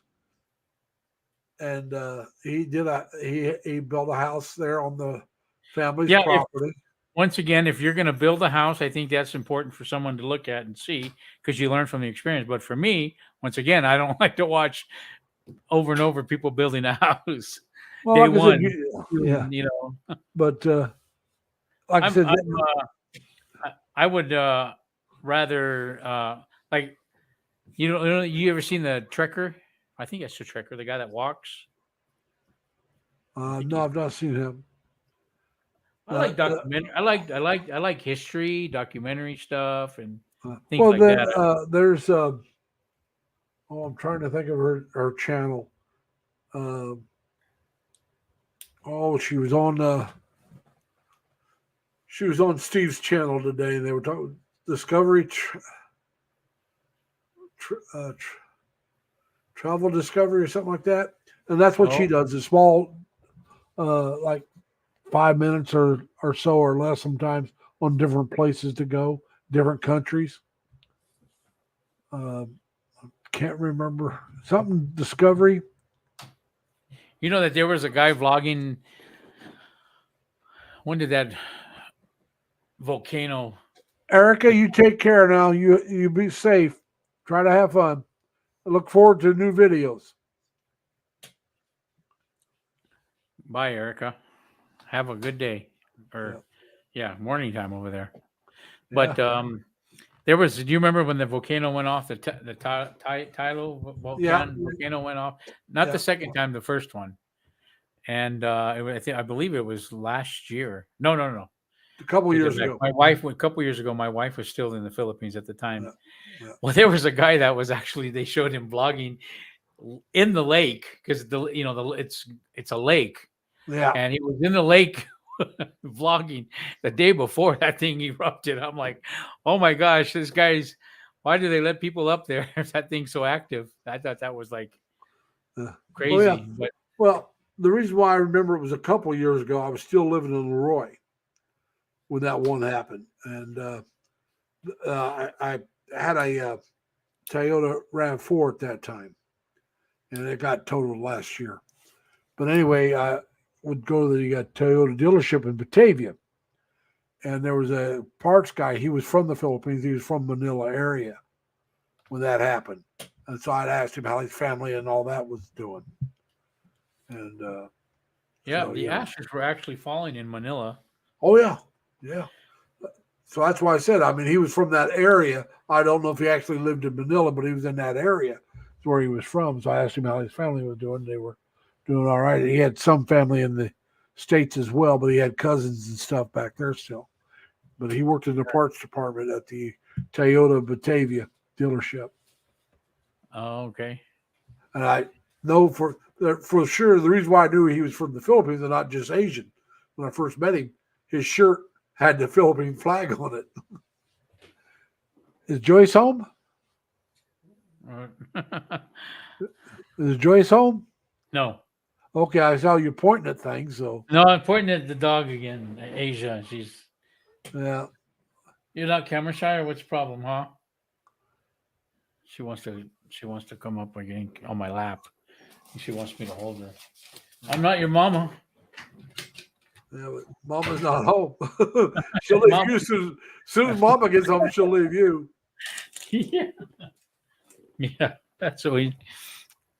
The only time she wants me when Mama's not home. Yeah, but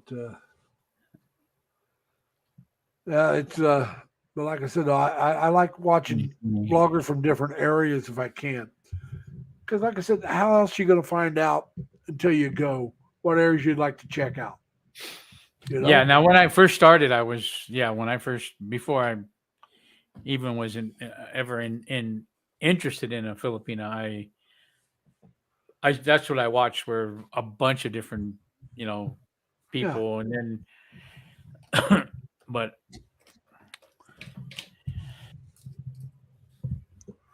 Well, I first started. I found 20 Seconds in Thailand Rob, and And his channel was interesting. And then I think it was Life Beyond the Seas with Ricky. And Oh yeah, I this just is saw his back when- video. His latest. I just saw his Well, this- latest video. This is back when he wasn't showing his girlfriend and all that stuff. And then Yeah, now he started. he's in Texas right now. He's in California. That's where his family's from. No. Unless he changed. He's out staying at his moved- mom's. He moved out of California. He's never going back to California. He just posted it, and he is staying in. He bought a place in Texas, and he's coming back to the Philippines. He didn't say when, but he's coming back. He doesn't know if he's going to go back to Texas, but he did buy. He said with somebody. He bought a house with somebody there. I'll be right back. I'll be right back. All right.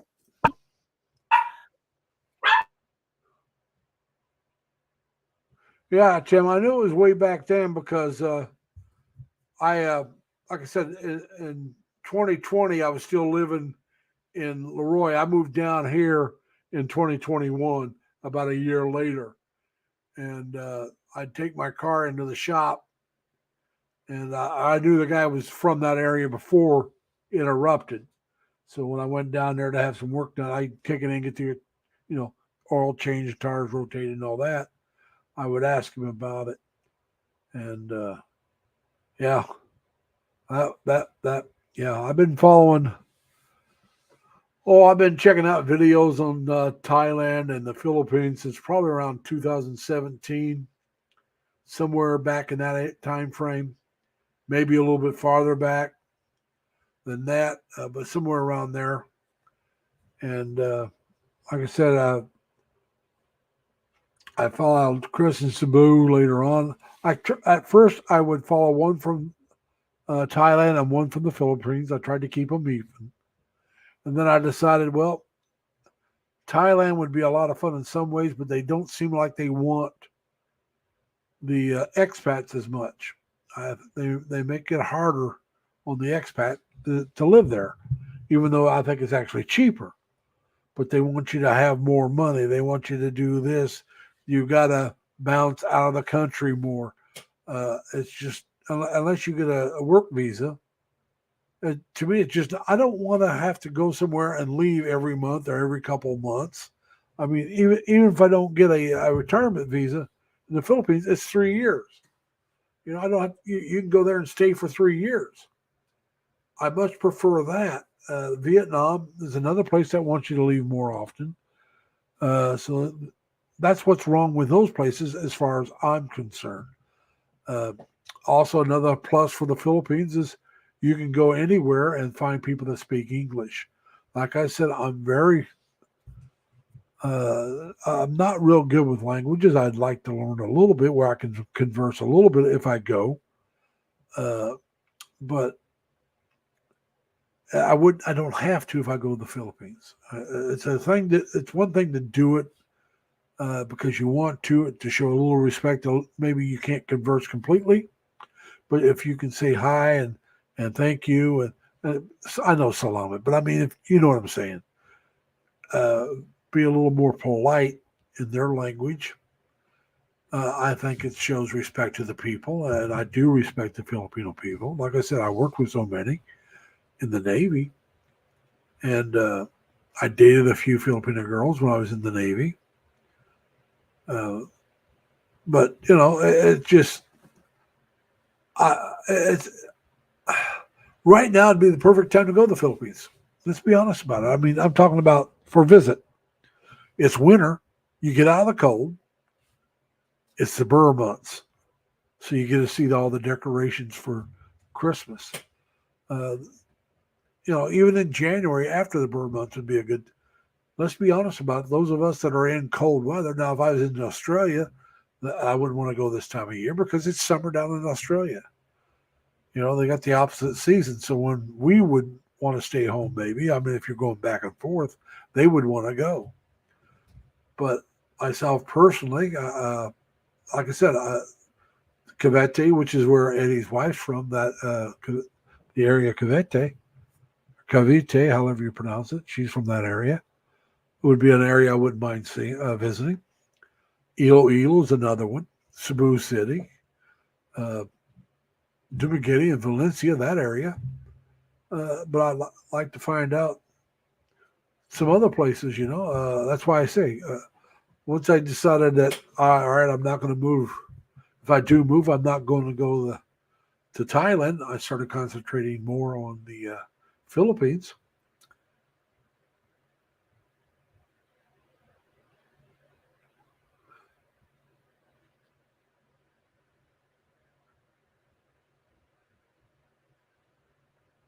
JG, you're right. But the thing is, women speak a different language no matter where you're at compared to men. I mean, most women, you know, we'll say something and they'll take it the wrong way, or we say it the wrong way and they don't understand us. That happens a lot. But I don't think it's like walking on the moon. I think it's like walking down the street. And hey, Verna, Gordon, how you doing? If you want, come on up, Gordon. We're just talking to people. You're more than welcome to come up and introduce yourself.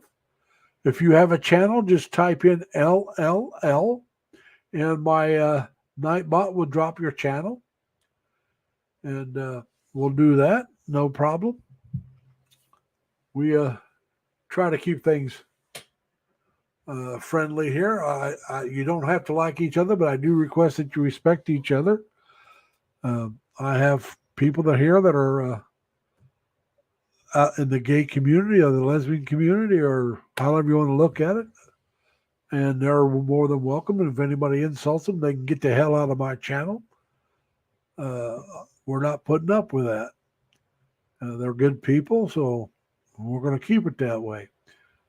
I myself happen to be straight, but I have friends that are not. I've had friends that are not since I was in my 20s. And, you know, they were decent people, good people. And so I demand people respect each other. You don't have to like each other, but you got to show each other respect. And so, like I said, anybody that wants to drop their channel information, just type in LLL, capital a little. Matter of fact, I think you can do it like this if you want. Oops, I'm not in the thing. Let me do it. I think that will do it. Small L, a large L, and a little L should give me my channel name. I don't think it makes any difference. But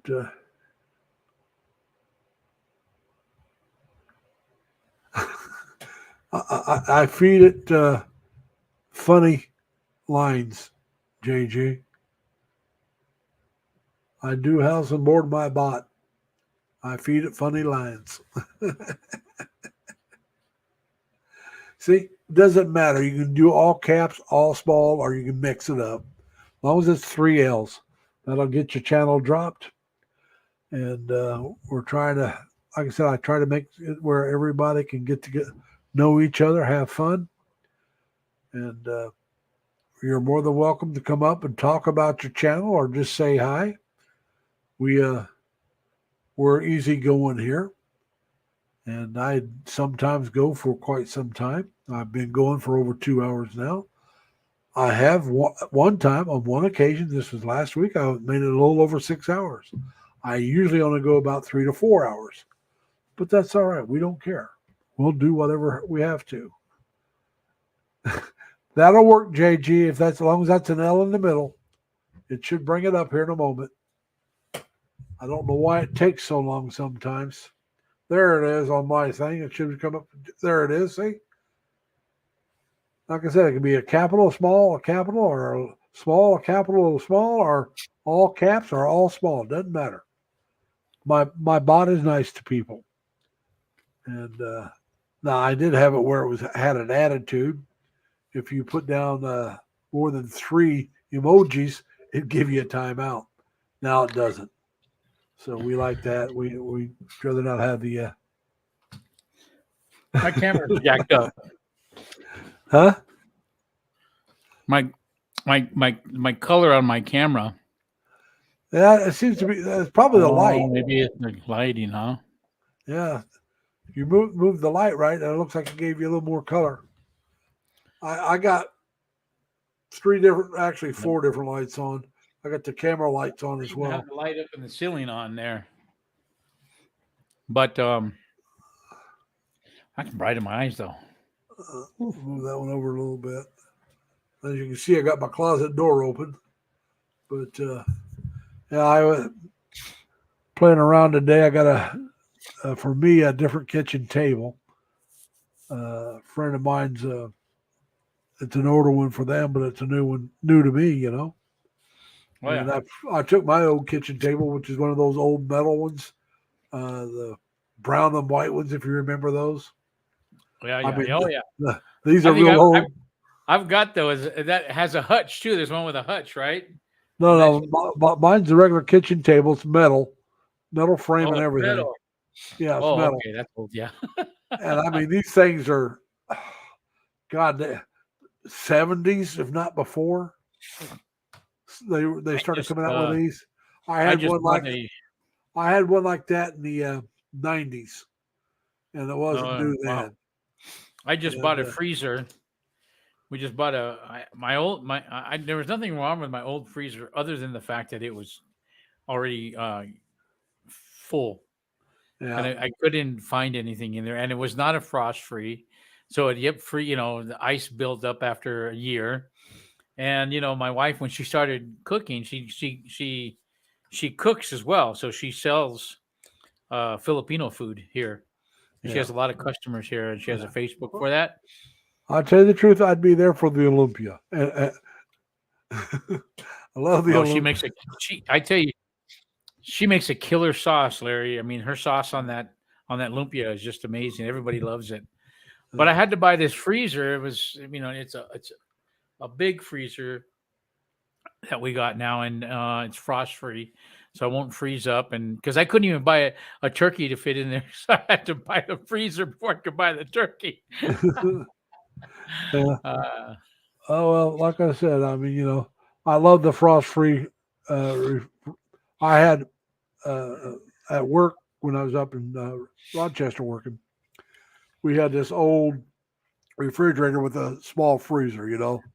I mean, the ones that only stand about maybe 4 foot tall, and they got the door, and it worked great for a long time. It really did, and it was old when we got it.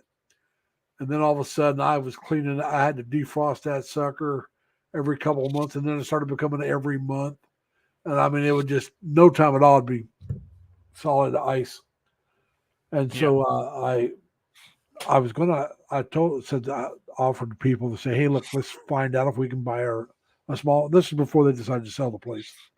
If we could chip our money in and buy a decent refrigerator, but not a big one, but a little one where it costs a little over a couple $100 maybe at the most. And we'll get one in here and take this place because this thing, I was getting tired of defrosting it. Oh, the guy will never let us get one. They're talking about the person that was over us for the company. Now, like I said, we were contractors. Yeah. And so one day we're sitting around. I decided I'm going to say something to him. I don't care. I mean, they don't like it. That's their problem. I'm talking about the other people. So I said, Bill, do you mind if the security goes together and chip in and buy ourselves a new refrigerator? And he goes, I'll do you one better. I'll buy you guys one. So he turned around, looked at one of the guys at maintenance. He was in maintenance. He looked at the maintenance guy and says, find out what they need and go get it today. and the people that are telling me not to ask him are looking like, what the hell just happened? Because they're like, oh, he'll never approve it. He won't like it. I didn't ask him to buy one. I asked him to let us buy one. And he goes, no, we'll buy it. Don't worry about it. What's your plans for Thanksgiving? Working. Insecurity. A lot of times you work holidays. So I remember working Thanksgiving myself. I remember I used to work for Yellow Freight. Yeah. And then, that was a 24/7 place, it was always running. Now, did you drive or a dispatcher or what? No, I was in the mechanic shop. I was the supervisor. Okay. Yeah. But see, my dad drove cross country for many years. He retired from it on total disability at 47. He had like 25 or 26 years in. I want to say 26. At Yellow Freight or somewhere else? No. He worked at, you ever hear of Transamerica? Oh yeah. You got to remember, my dad retired in the 60s. So Yeah, some of those- Transamerica's they've changed names before, and yeah. But he worked there, and he worked a couple other places.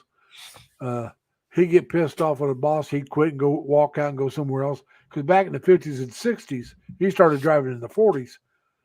You could, walk out of one job, walk in to another place the very same day and be driving, yeah.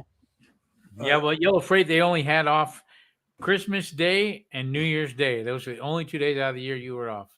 You worked every other day. Every day was open. Like I said, with security, it depends on the company you're working for.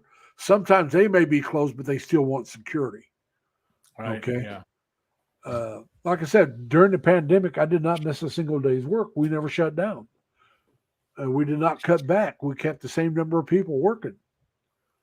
But like I said, we was shorthanded, so I was working anywhere from 64 to I worked over 100 hours once or twice. Most of the time, like anywhere from 64, about 60 to 72.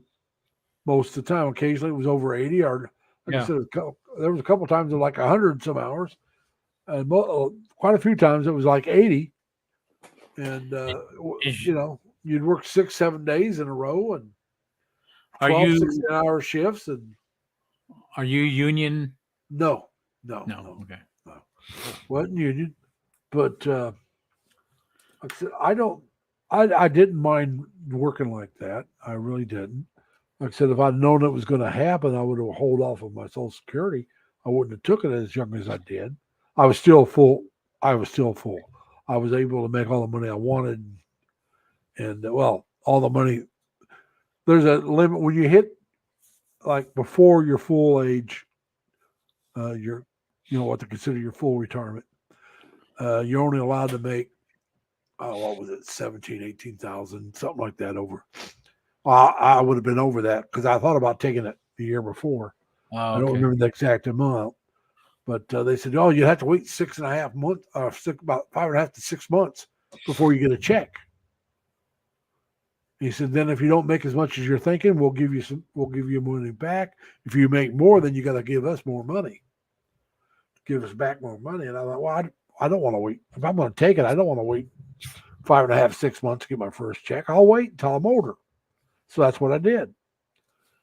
And like I said, then the pandemic hit and we lost all those people. I'm working all kinds of hours.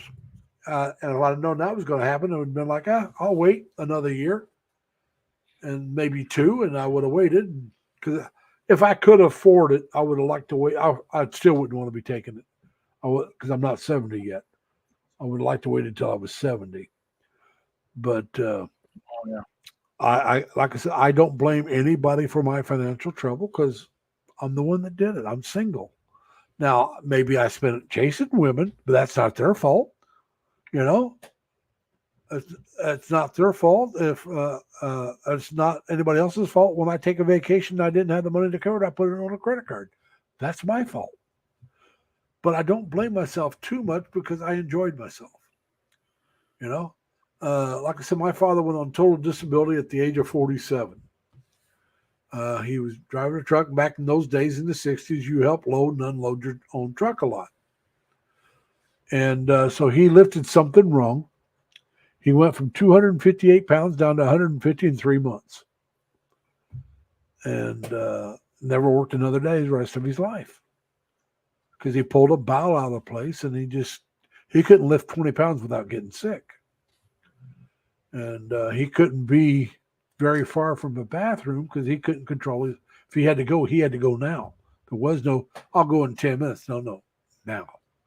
So he couldn't enjoy his retirement. All right. And so I remember him telling us kids that, if I was faking this illness, he says, I could enjoy this being home all the time around the family. But he says, I hate it, He finally had a ileostomy and colostomy, so he was able, last couple of years of his life, he was able to get out and do some things. But I was like 12 years old when this happened. And I'm thinking, I don't want to be like that. I don't want to regret not having fun when I can. So really it influenced my way of thinking. It's like, why put it off? Because you don't know if you're going to be able to do it. So if you can do it now and you can, go do it. And I've did that all my life. Now that I'm going to tell you the truth. When I was younger, I never thought I'd live as old as I am. I'm going to be honest with you. I had friends that would bet you I wouldn't live to see 30.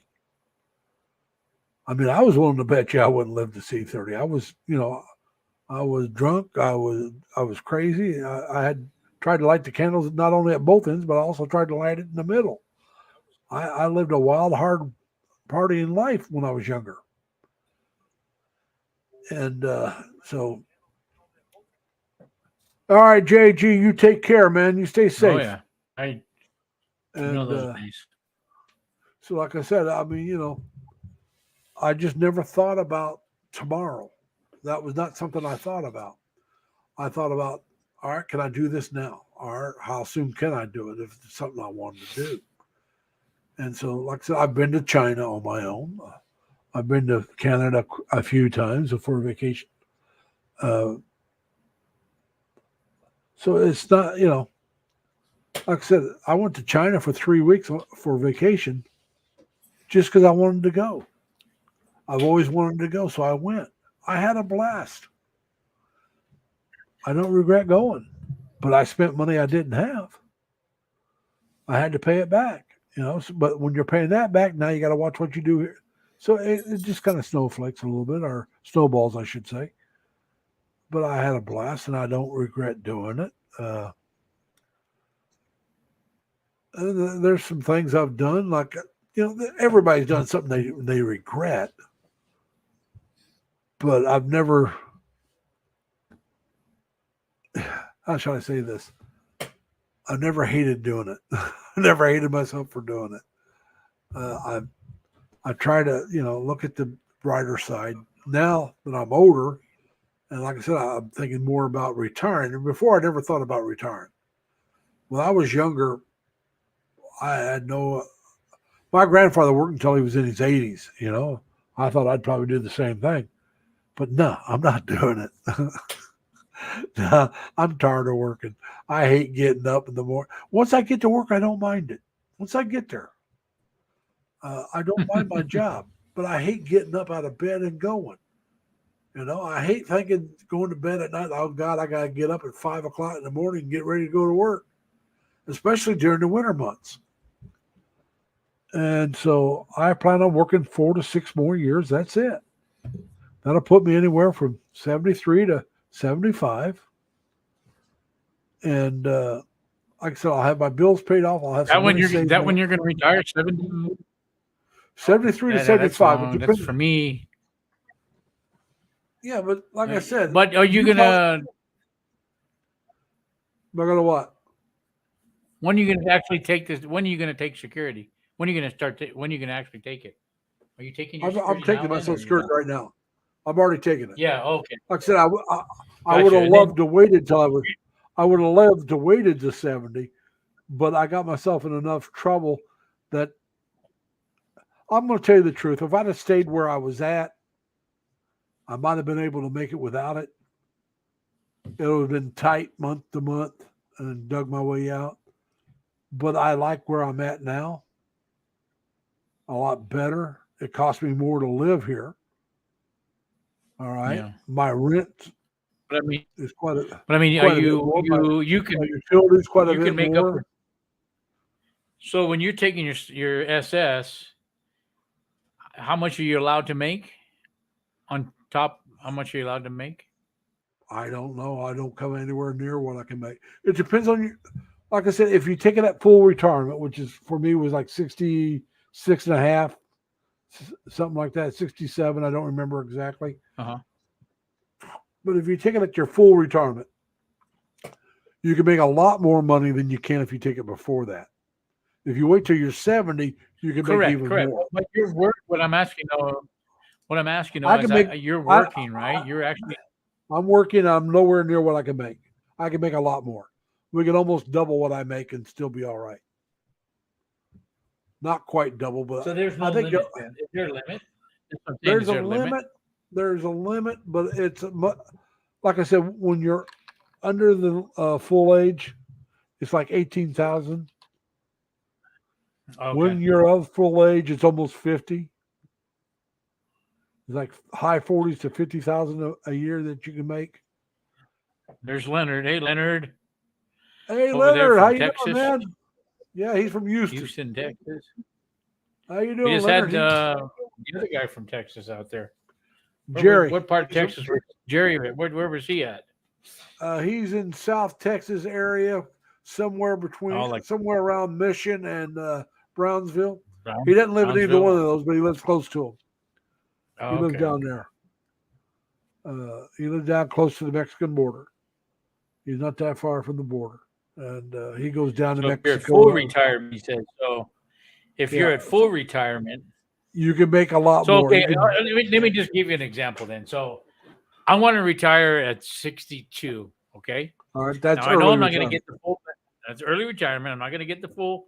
If I would retire at 65, 67, I understand that. Let's say I decide to work, right, and do that. I can't tell you what it is now because I'm past that. But when I retired at 62, you could only make about 18 or 19,000 a year. Oh, at 62. So there is a number. Yes, there is. Up to. But like I said, it's been a couple of years, so that number is going to go different from year to year, probably. Right. The COLA will probably affect that number. I can't guarantee it, but it probably affects that number. When I retired, it was when I went to retire early, it was like 18 or 19,000 somewhere in there. It wasn't a whole lot, and I was going to make a lot more than that. So, like I said, I was going to have to wait 5.5 to 6 months before they'd even give me a paycheck. Because what you got to do is you got to go in and tell them, hey, this is, I'm going to keep working. This is what I expect to make this year. And they will say, okay, go ahead. What I want to do, what I want to know is, what would be a good business in the Philippines? Now, I understand I can't own a business, but it's not, it's for my wife, of course. And so, I want a business. We want a business there, and something that I could take my money from here and invest in it, and she can have business, of course. Well, any suggestions? I'm going to suggest that you got to look at what's needed in the area that you retire in. But I just thought. No. I'm just saying if you let's just use sorry stores, okay? If you open up a sorry store and there's like a half a dozen around you, that would not be a good investment. Yeah, no. Now, if you open up a Mexican restaurant, okay, and there's no other Mexican restaurants, I don't want to. But I don't want to work, Larry. I'm not. You teach her how to do the cooking. I'm not saying you're working. No, she doesn't want to work either. She knows how to cook. I don't want her working either. We don't want to work. We just want to do business. I tell you what, what she made. Well, I'm just going to suggest. What I'm going to suggest is that you find something that the family's good at, or because I don't think I'd put friends in charge of it. So if you got some family member of hers that you can trust, find something they're good at. Yeah, one of the. So whether it's water is a thing brother. over there. Drinking water, yeah, and car wash. They wash their cars all the time over there, all the time. I'm just saying, if you're a watch, what's that? American Philippine Dream or Destiny with Dennis and his wife. You ever seen that family? I not Dennis. No, I've watched My Filipino Venture. Amazing. No, yeah, Amazing Philippines with Rod. I'm trying to think. Philippine Dream, I think it is. He hadn't posted for a while. Uh, No, not his name's Rod as well. Philippine Dreams. That's yeah, no, not him. Who the heck is? Where are they? Watch, I'll find them. Who they are.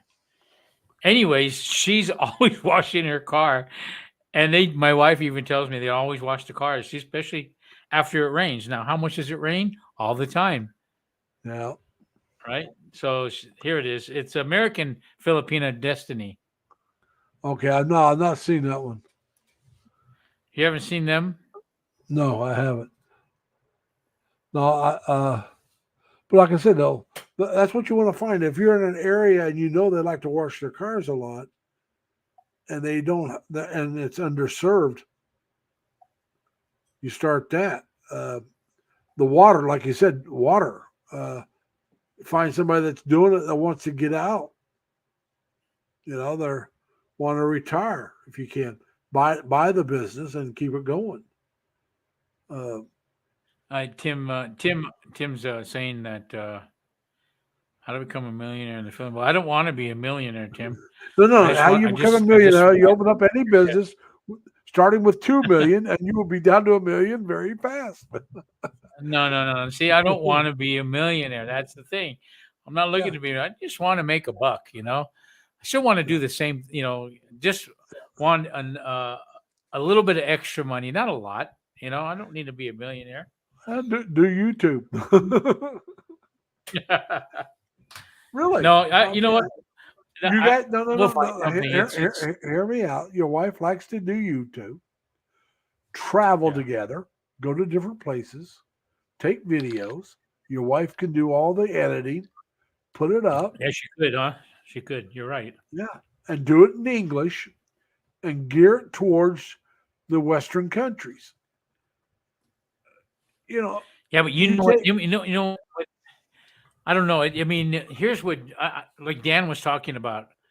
You know, what drives the viewers.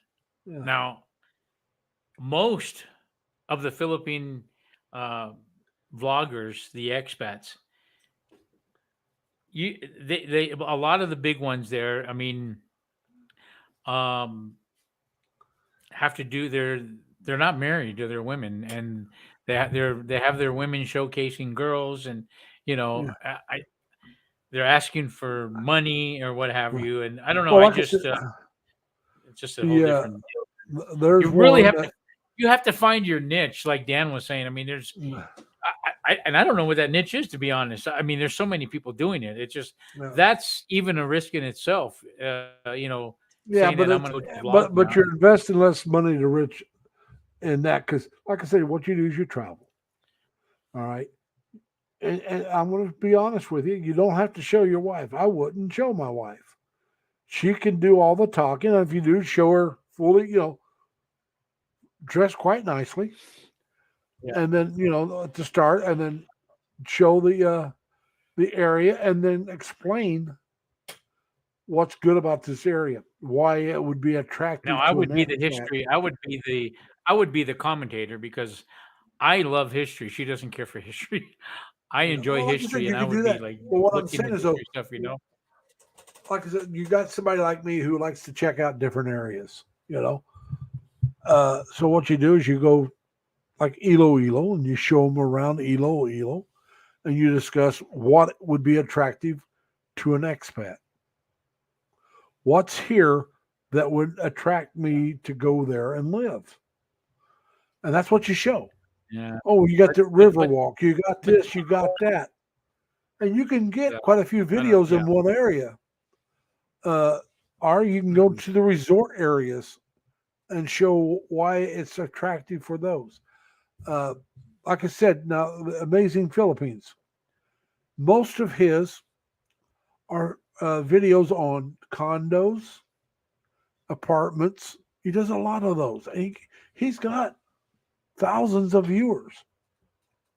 I'm talking about 10, 20, 30,000 people. Tim knows it's hard to find what drives the viewers because, I mean, like I said, when you see the guys that are up, you know, 200K subscribers, you know, those guys have been doing it a while. And of course, They've got a different like- content that I'm not interested in doing, and nor watching. So Like I said, Rod started off. People were always telling him, "Come on in, look at this apartment, look at this condo," and he had a camera, and he started taking videos of the places and putting it up, and it just blew up. And he's done some travel as well, but that's his content is either travel or he shows apartments and condos, and lets you see what the price ranges can get you in the area that he's in. Now, most of them are in Cebu, but he's gone to other places. So if and you're a in lot a of large people are enough doing that area, as well, though. I mean, there's a lot of people doing that too. But how like I said though, how about your area? The Manila area. How many's doing? In Cavite. You got a lot of different parts there, so you can go to where Tres Martires, General. What's that? General. I can't think of it. General something. But you got all these different little communities. There's a lot of areas. There's a lot of areas there. Yeah, there's a lot of communities there. Yeah. So like I said, you can travel just a little bit. And like I said, my niche is, I don't know what my niche is outside of the fact I'm a talker. I like I said, this short I did on the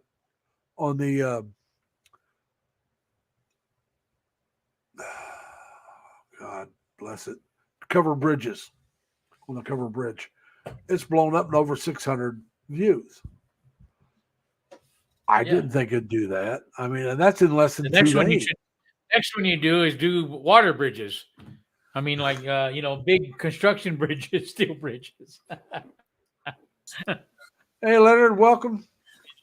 Hey, Larry, how you doing? Not too bad. Eddie's here with us. Yeah, I see that.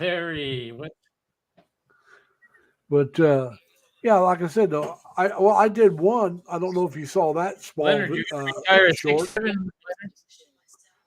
What age did you retire at, Leonard? Leonard, what age did you retire at? At 66. Okay. So you retired right around the same age I did. Well, yeah, I had to. I think mine was like 66 and a half. Yeah. Well, my age for it was 66 and 4 months, which would have been October. Yeah. But, and that was what I was shooting for. But no, mine was actually, I think, straight up 66 because. Yeah, it probably was your age. It was 66 older. Because I got my first check exactly 1 month after my birthday. Yeah.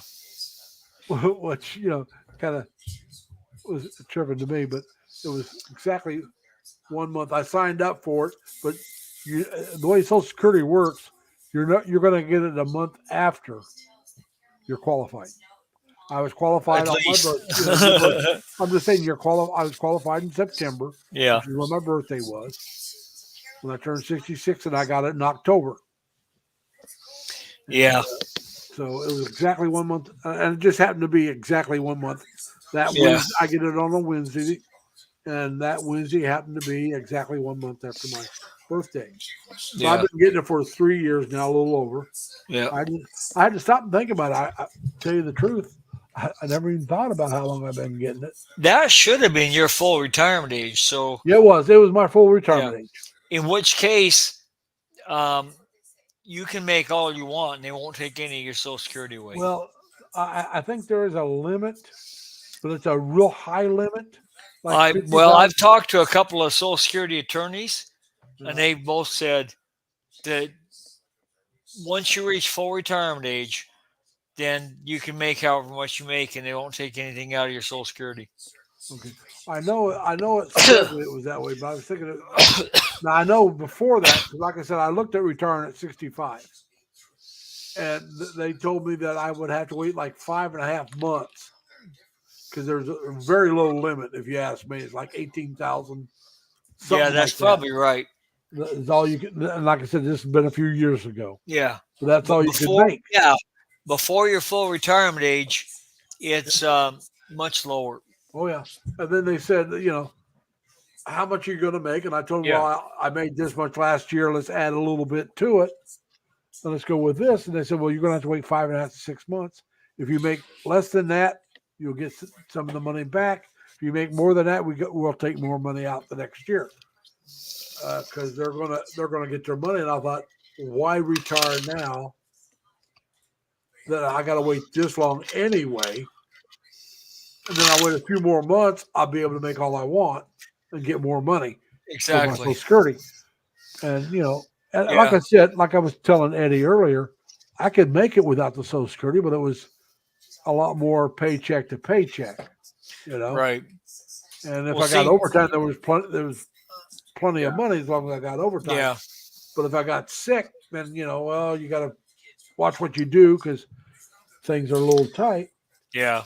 And that's the only Well, reason I see- took it as early as I did because I didn't Yeah. want to be that tight. I mean, but it turned out, like I told Eddie, in 2020, I made well over 40 grand as a security officer, making a little over $12 an hour. Yeah. Okay, Lots all- OT. Yeah, but I Yeah. mean, at 12, if you make 1250, that's 26,000. I didn't make 1250. Yeah. I made 12 and a quarter or something like that. So I made over $40,000. I put in some overtime. Yeah. I made almost double what I was going to make without it. And so Yeah. if I'd have known that was going to happen, I'd have waited another year, maybe 2 years. Hell, I might still not have taken it. Well, yeah, because every year beyond your full retirement age, you get more money. you get more money, actually, a percentage. Every month you wait. Yeah, that's right. Get more money. Up until you're 70. Yeah, up until you're 70. But Now they're trying to make retirement age 70. that Tim's doesn't got a surprise me question. bit. Tim's got a question.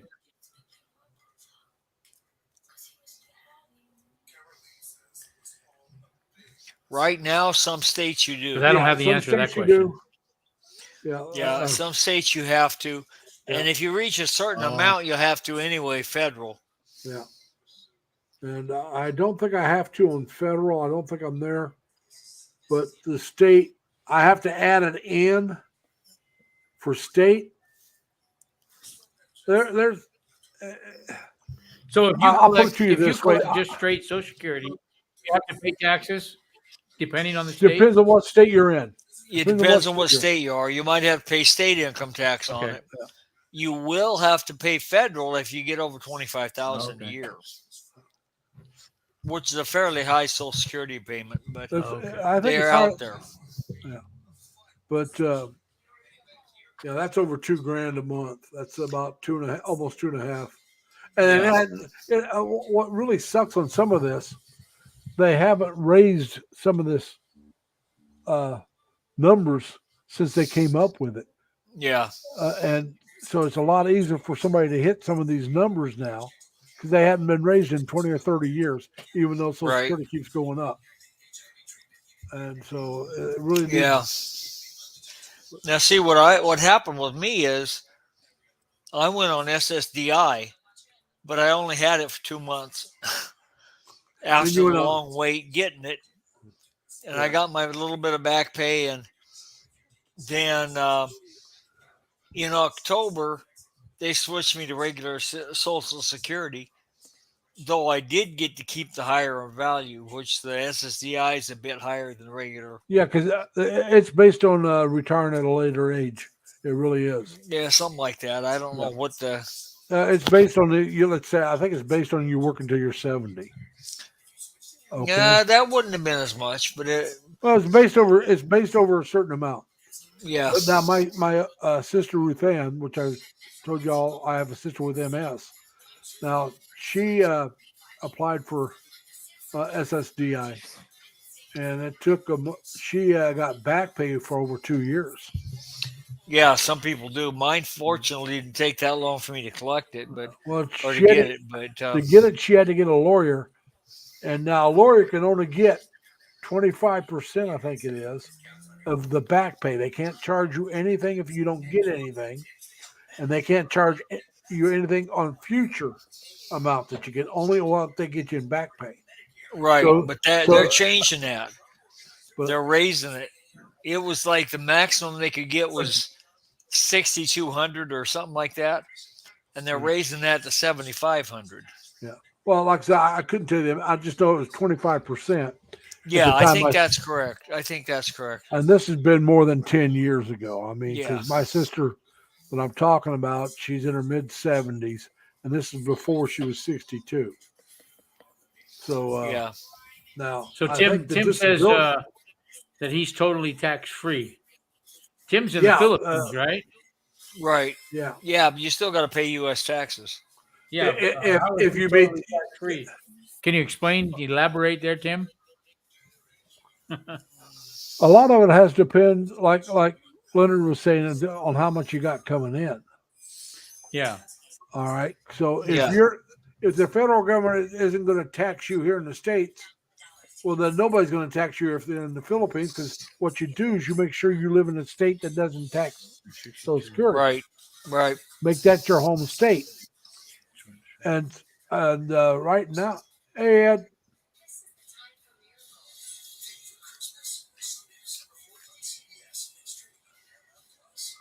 all right. Now, Ed says, pro tip, if you are 62 and can claim any sort of disability, you can retire at 62 and get full retirement equal to age 66, but not 70.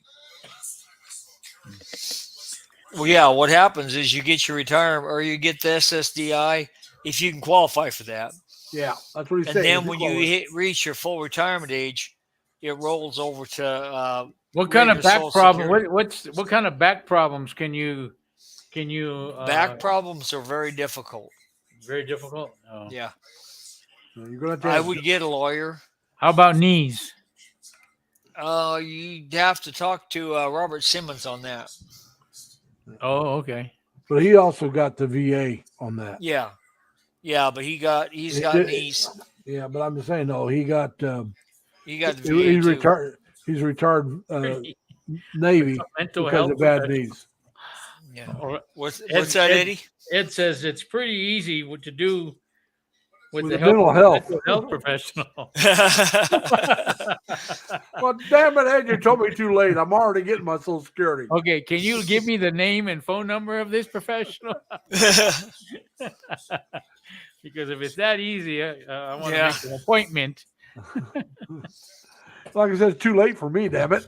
I'm going to Yeah. be 62, and if I can get it my age at 66 at some sort of disability, like, Well, what year were you born?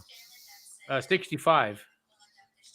Also, born- yeah, You were He's born 12 in he's 12 '65. yeah, he's 12 years younger than I am. Yeah, your full age retirement is going to be 67 Yeah. Right. But he's until saying that. saying that if unless they change it. But he's That's saying a if you big go thing with if you are they're trying to 62, do right now. but he's saying if you are 62, And have a disability. Can prove you got a disability. Oh yeah, Then yeah. you can So get, when I become 62, I can.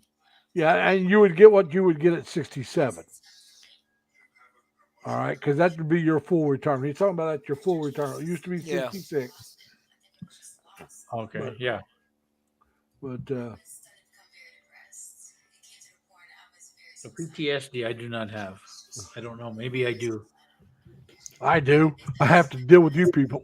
yeah. Only problem with that, Larry, that's by choice. I said, no, it's not. I'm Yeah, it crazy. is. I'm crazy. I They're have gonna- no hey, choice. Larry, they're gonna keep. Why do you keep going by bridges, huh? Why do you keep going under bridges, Larry? Like I said, I do like those covered bridges. I Yeah, when I was a kid, my that's a lot grandfather of help owned there, Tim. my grandfather owned 53 acres of mostly woods, some farmland, but mostly woods up in Park County. And I used to go up there camping with my older brother for a couple of weeks every summer till we both started working full, pretty much all the time. And we had to cross one of those covered bridges. Now somebody burned that covered bridge down. And it's That one of those sucks. that, oh yeah, it's one Somebody's of those, always burning bridges. but it was one of those bridges that one-way bridge, and so only one car could be in there at a time. So what you do if you couldn't see the other side, which this bridge you couldn't, when you pulled up to it, you honked your horn. And if nobody honked back, then you could go in and cross. Okay, yeah. And if somebody honked, you wait until they came out, and then you went in.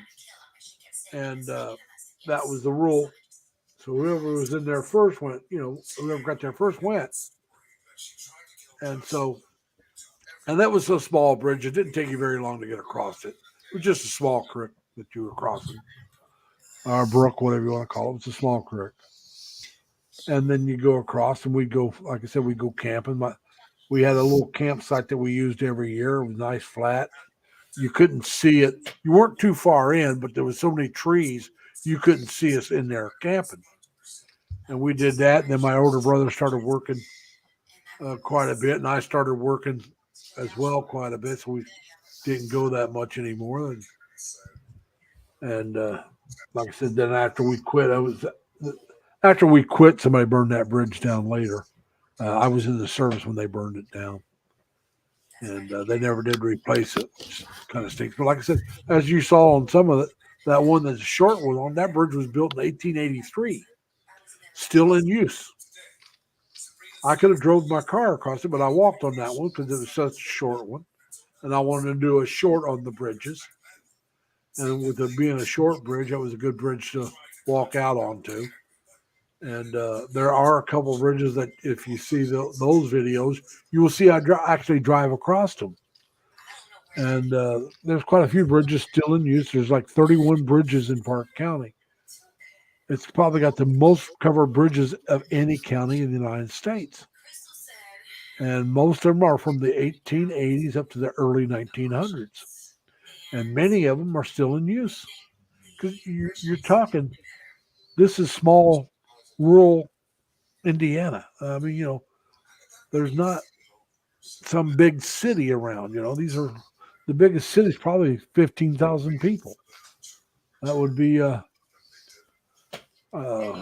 bless him, Rockville, one of the cities I drove into. I used to date a girl there. I should know it. And that's where the main part of the festival starts there. And they have all these different routes that you can take during the Covered Bridge Festival. And you'll go through different bridges. Some of them you'll go through on different routes. You'll go through the same one, but you go one route and it'll take you a different way, and you'll go through different bridges. You go another route and you won't even see those bridges, but you'll see others. And some people will go up there and they'll go more than once and go more routes. And some people go back every year and take a different route. And the last covered bridge you're going to see is the one that was built in 2006. What happened? Somebody burned their bridge down. This is at Bridgeton. And they didn't feel like they didn't want to have a covered bridge. Now, their bridge that got burned down, that was burned down by arson, was a bridge that was no longer in use. So they could have just said the heck with it, not worry about it. But everybody in the community in that area donated their time and their money and the materials, and they built the bridge.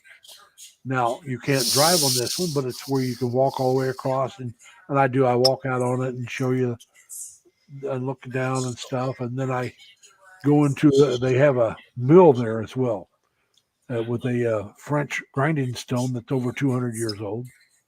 And I go in and do a vlog on that, which is a separate vlog. And that gentleman there, he's the one that told me there was 31 bridges, and I do an interview with him on there, and you get a really nice side view of the bridge, and it's a really nice view of that. But the guy they've been doing, I forget how many years, it's been family owned for years, and they grind up all this different kind of flour. And he sells it. You can go online and order it and all that good stuff, or call him. And so I do it. I went in and he happened to be there. I said I could interview him, and he said sure. First I asked him if he cared if I video. He says no. I look at it as a free advertisement.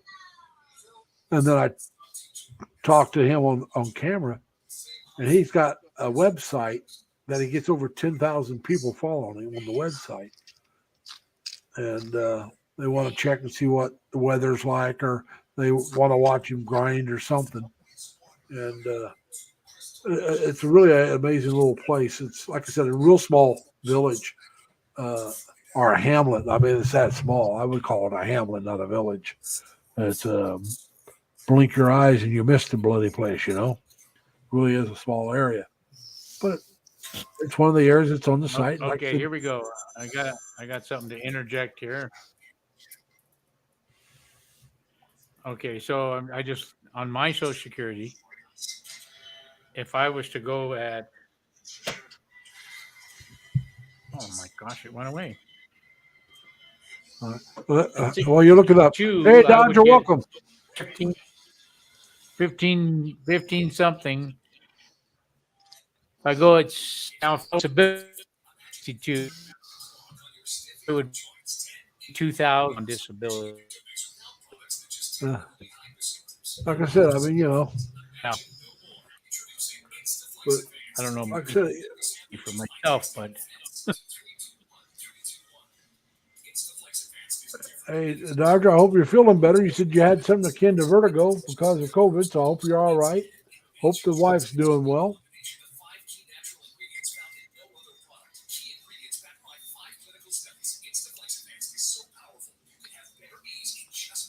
Get yourself a recliner then, Dodger, and sleep in the recliner instead of laying flat. I have a nice That could help.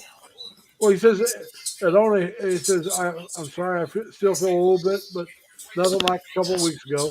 It's crazy. It only happens when I'm laying flat. Head spins at a very high speed. So you get a recliner, you lean back. Yeah, don't lay flat. Yep. Yeah, I have sleep apnea. All right. Now I can sleep in a recliner without my machine. Now it's not as good as sleeping with the machine because I'm not laying flat. If I lay flat, I stop breathing completely and keep waking up all night long. I do so also in the recliner, but not near as often. do you have a machine? You have the Yeah. PEP? Yeah, I have a machine. Hang on a minute. Whoops. Can you see it over there? By the light, there's a machine. And Oh, yeah, the white one. yeah, it's a white machine. It's but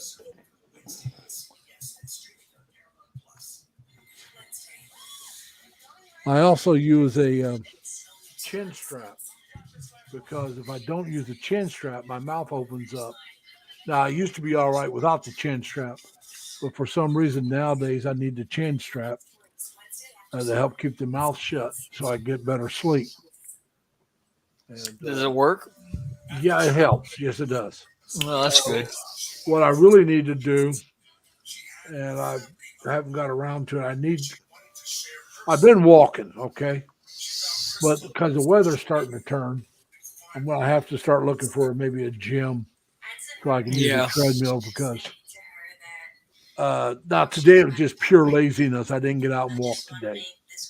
It was warm enough I could have. I mean, it had been cold. Hey, that's why your name is Lazy Larry.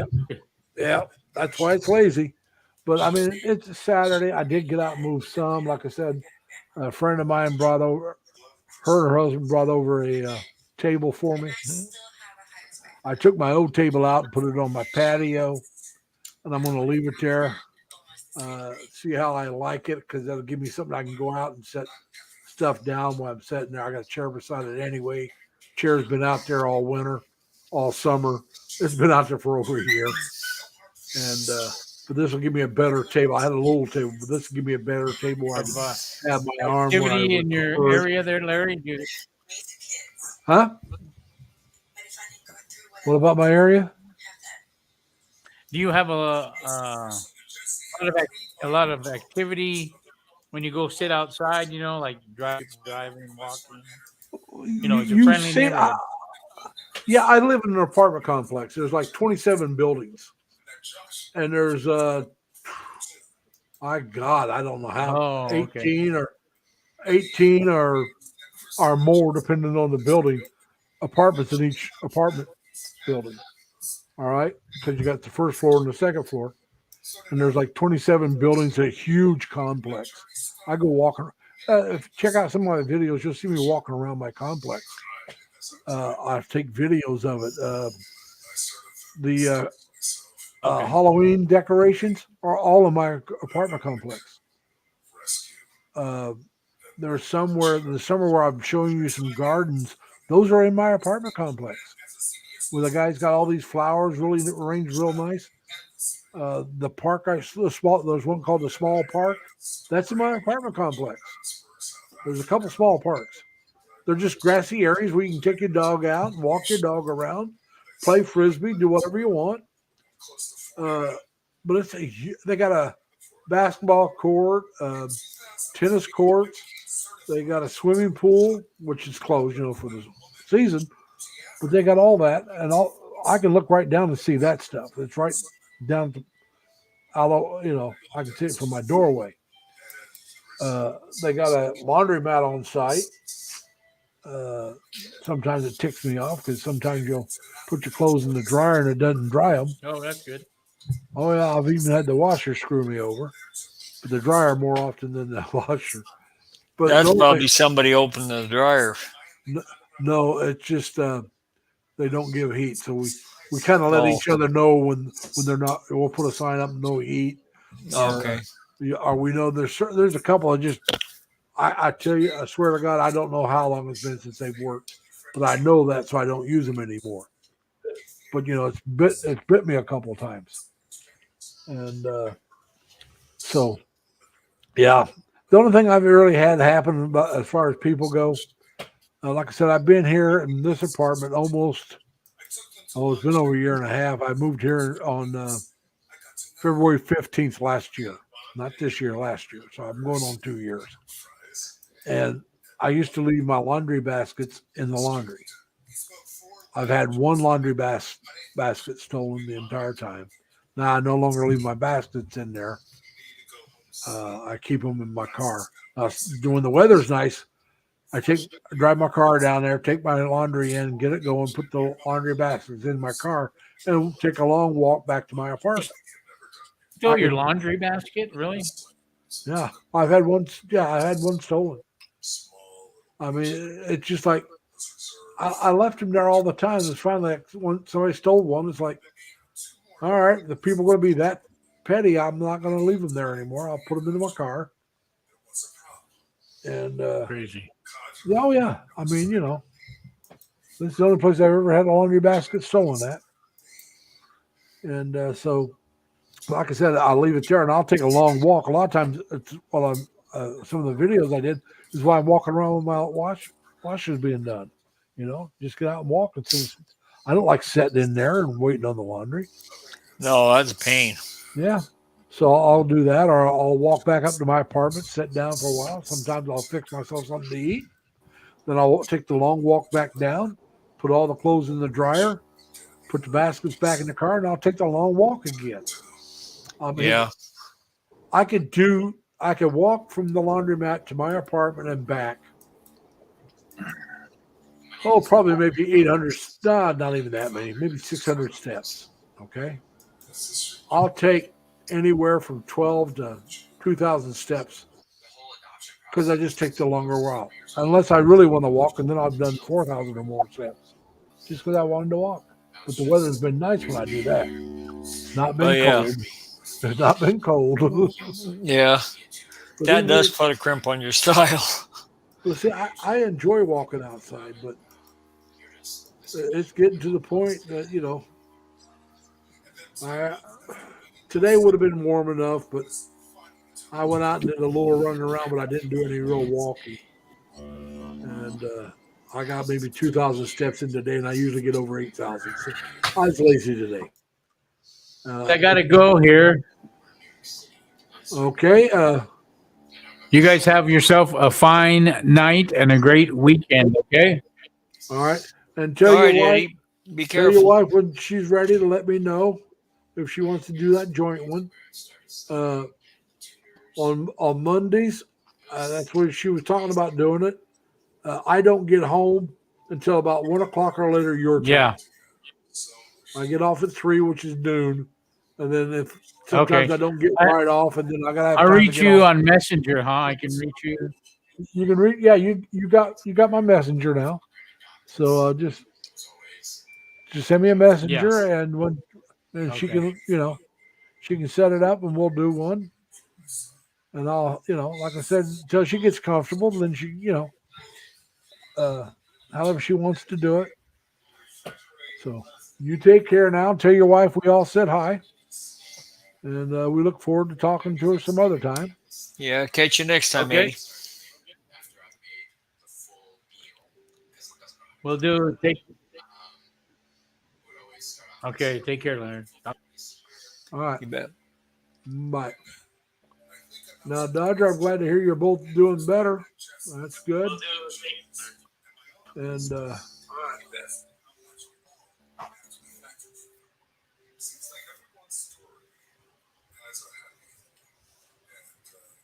everybody's telling you, oh, he's gone. But anybody else wants to come up, Leonard and I'll talk with you. I was hoping Dan would be back, but he probably went out and got himself a donut and a cup of coffee, knowing Dan. Yeah, probably. Yeah, it's his donut time. Yeah. Well, earlier he said he had to take a shower, but he might be back. And I said, well, if I'm still on, come on up. He goes, you'll still be on, Larry. Well, everybody knows I like to talk. We're not going to lie about it. Yeah. And Yeah, because it's almost noon over there. it's 11 o'clock over there. Or 11 o'clock, yeah. Yeah. I Because miscalculated. I got just about 10, and they're usually until the time change there was 12 hours between us. Now it's 13, so they're going on 11. I got about a couple of minutes before. Yeah, and I was 13. I got but now it's, 9:58, so they're 10:58, but they're AM and we're PM. right. So yeah, it's but I know I Yeah, had a couple it's that was Sunday there morning earlier. over there. Yeah, Sunday morning. Like I said, I had one that was over there that said they had to get ready to go to a service, Catholic service. And I don't know if Seth is still here or not, but if she's here, she's more than welcome to come up. Seth travels. She's Yeah. her husband's name is Martin. They've been married. They got married this year. They've been together for a while. Yeah. They were. Oh, that's right. I remember her wedding. Yeah. I think they were just in, I want to say Thailand. Yeah, they were in Thailand. I don't know if they still are or not. I'm not sure. One of her videos, not videos, one of her posts that she had up was her with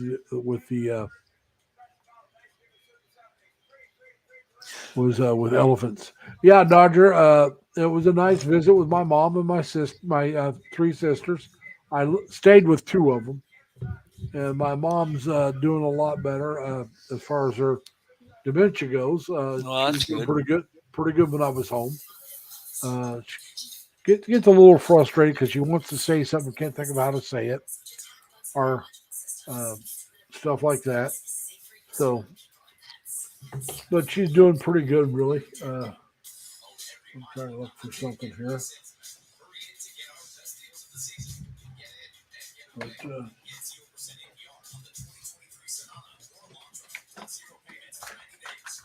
I've got a battery that's going low on me. Oh, that's all right. I got things to charge it with. plug him up, huh? Yeah, I'll just do this one. See, I got a charger right here. My phone is going low, so there it is. I don't know if you heard that noise or not, but I sure heard it. Just close it because I don't want to do anything with it. Oh, you can do this stuff. No, I don't want to do that stuff. I just got it in there so it doesn't go dead on me. Yeah. Well, it's easy to keep track of some stuff sometimes. Yeah. With using your cell phone instead of the. Actually, my cell phone will show what comes up in the chat quicker than what the chat here on my computer does. But Oh, wow. the video part is faster on the computer than on the cell phone. That's weird. Oh yeah, but that's the way it works. At least on my system. Maybe because I'm on YouTube on the phone, and I'm on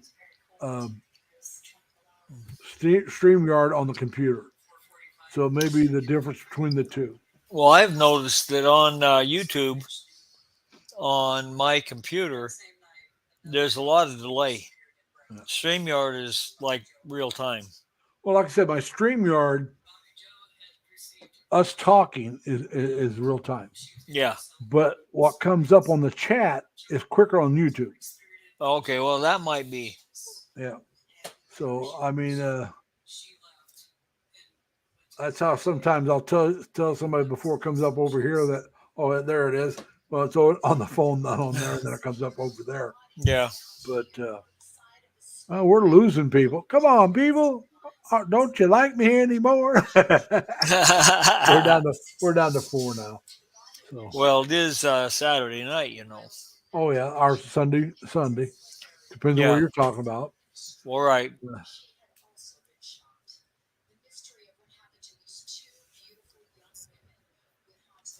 Tim, try to do something, even if it's light hand weights. I have to get back on my exercise bike. I have an exercise bike, Dodger, but I have to. It's one of these work station exercise bikes, and I got to adjust that table because if I try to ride it, my knees won't let me ride it because of the table. Yeah. So I either got to take the table off, which I don't want, or adjust it. And I'll tell you the truth, I'm thinking about joining that gym because I want the treadmill. We got Ed coming up. You know, these are the biggest city's probably 15,000. Hey Ed, how you doing? Hey Ed. Hey, can you hear me? Yeah, we can hear you now. Which Ed's this? Is this Ed Denoy? Yeah. Okay, that's fine. See, you don't have your camera on so I can't tell, which is fine. If you don't want even if I had my camera on, I don't think you could tell. But he's being shy. Yeah. But no, I just wanted to go back to the full retirement age thing. Okay. You've got to understand that you know. So I think Eddie said it's tough to get disability without for back problems.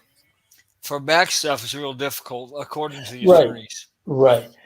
My point that I wanted to make is that you know, if you're planning, if you can make it on your job and work until 62, even if you go part-time, if you really want to, stop working and you can collect Social Security at age 62. I think most people know that. Yeah. Yeah. But the way to boost up to 66, or in Eddie's case, up to 67, is at least a year before age 62, before you retire or quit or whatever. You have to establish you have to find a sympathetic, empathetic psychologist or psychiatrist, and just tell them you're suffering from stress on the job, and you have to be completely honest with them. Tell them that you don't think you can survive with Social Security at age 62. And they'll tell you, if they're a smart professional, they'll tell you, okay, yeah, so you want to file for disability. And you just tell them, yeah, but I want to do it when I retire at age 62. So you actually never do go on the SSDI, but when you retire at 62, you will get the same payout as you would at age 66, or in Eddie's case, 67. So I just wanted to clarify that. See, now, if somebody had told me that, now, what if you're 66? Can you get it to the age of 70? No, you cannot. 60. Right. Your full retirement age is. Yeah, I took my full retirement age, which was 66. Right. So no, they won't give it to you to age 70. Dang But it. it's up to you, though. You can not draw it for the Well, next 4 like I said, years. Like I said, I already took it. I took it at 66. Now, Oh, okay. Well, that's what I did. I mean, that's what I ended up getting yeah. was at age 66. And I had worked overseas for most of my life. So I really was desperately looking for a way to boost my Social Security because it was low. Yeah. So, Well, mine's not real high, but like I said, Eddie says he's listening, Ed. So you can explain that one more time, Tim. Tim, maybe he meant you, Ed, but I was just saying, if you want to retire early at 62, what a lot of people do is they, at age 60 or 61, they start going part-time, but they do it with the help of a psychologist or psychiatrist, somebody in the mental health field, and you get tranquilizers or sleeping pills or whatever, and you just complain about you're having too much stress at work, which a lot of people do have. I mean, that's true. And then when finally, and if your psychologists are on the same page, you've got to be very, very honest and open with the psychologist that this is your goal. Because you may have to shop psychologists because some of them might be dense, Yeah. and but a lot of them, they want the business. They want if you're paying health insurance, they want to collect it. And so about age 60 or 61, you have to go see them regularly. Now, they don't care if you just show up and spend 10 minutes and just say hello and goodbye. Once you've established with your psychologist that you want to file the necessary paperwork for disability at age 62, they understand. They understand exactly what you want. They understand that you want to boost your Social Security by a few $100s. And it's worth doing because you're paying for health insurance. You might as well use it. Oh, yeah. Like I said, Does that make sense to anybody? Yeah, like I said, I wish I could have boosted mine by a few hundred, but I waited till. Yeah, well, they won't boost I it was over 66. Yeah, right. I would have liked to wait till 70, but like I was saying earlier. Well, you can stop it. You can stop it, Larry, if you want to. You can. But don't you have to pay that back? No, you just call them and tell them. I got less than a year now, so I'm not going to build it up much. Right. But yeah, I knew after the first year I could stop it, but I thought I had to pay it back. And, I'm not sure about the payback thing. I don't understand why you would have to pay it back. You may be right. You didn't have to pay interest, but you had to pay it back if you wanted to take it with more money later. Oh, okay. I get what you mean. Well, if in some cases that's worth doing because the annual return. Yeah, like I said, after the first year, if I would have had the money, it would have been a good time to pay it back. But sure, it's too late now. But I agree with you. I agree with you. But like I said, I don't blame anybody but myself. I'm the one that got myself in a financial situation. Yeah, well, I didn't know either. At age 60, I didn't. The way I found out about this was from military guys, young, much younger than I was. Yeah, and they were doing essentially the same thing, but they were only in the military like 4 or 6 year tour of duty, and they were young, right? Yeah. And everyone I talked to made a stab at getting disability. Almost all of them can get it for hearing disability, and then nearly all of them can get it for PTSD. Yeah. And stress. And do you know what they get? I mean, you can be like 27 years old, 26 years old, and if you've been tax free, huh? It's tax free. if it's medical retirement, it's tax free. Yeah. Okay. All right. It's tax free. Yeah. But it's over $1,300 a month. Yeah. But like I Now, said, though, can you collect? Can a 27-year-old collect that for life?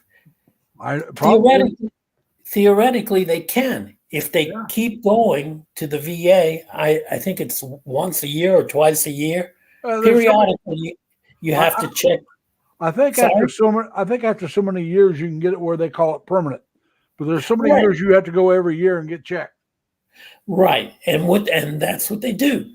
They have VA. VA does not cover them because they've only been in for a short period of time. So VA does not cover them for everything, but it does cover them for their claim.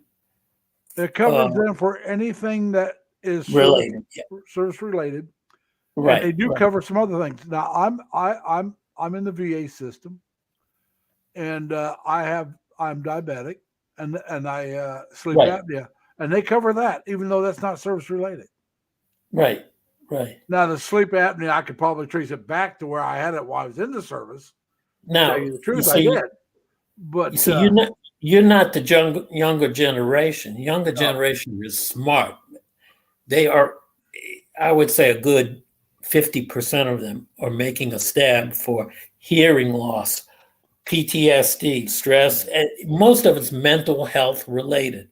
Yeah, well, these guys are they're really years ago, they would have gotten kicked out the door and said, Well, let's be honest about it. Now, PTSD, I was never in combat area, so I don't know if I. You don't have to be. You don't have to be.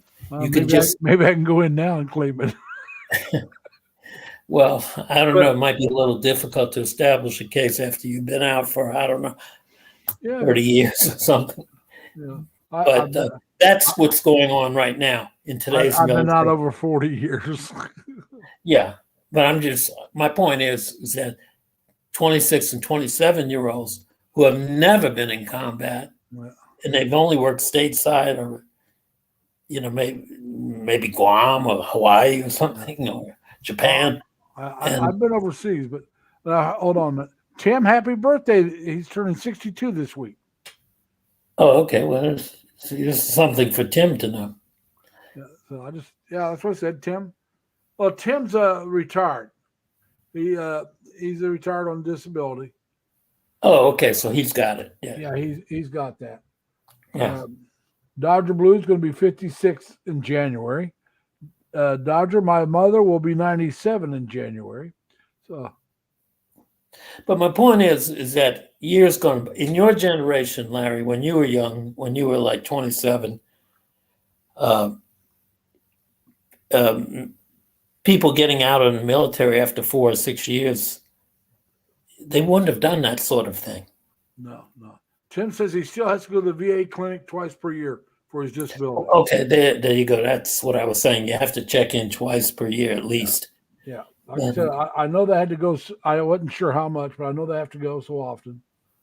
So, if you go twice a year, if a 27-year-old goes twice a year and just says that he's stressed out, he's still taking a tranquilizer or a sleeping pill, and he's having trouble hearing, this can go on for many, many years.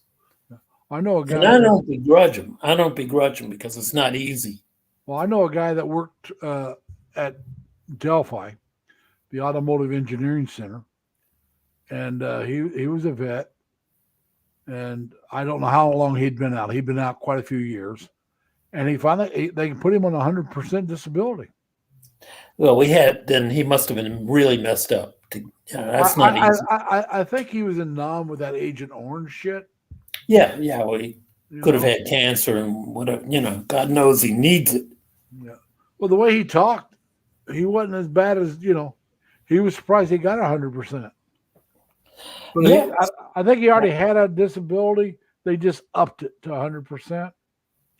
The way he was talking last time I was talking to him, it's been a few years ago. Yeah. The way he talked, he wasn't. I mean, because he was still working when I met him when he was working.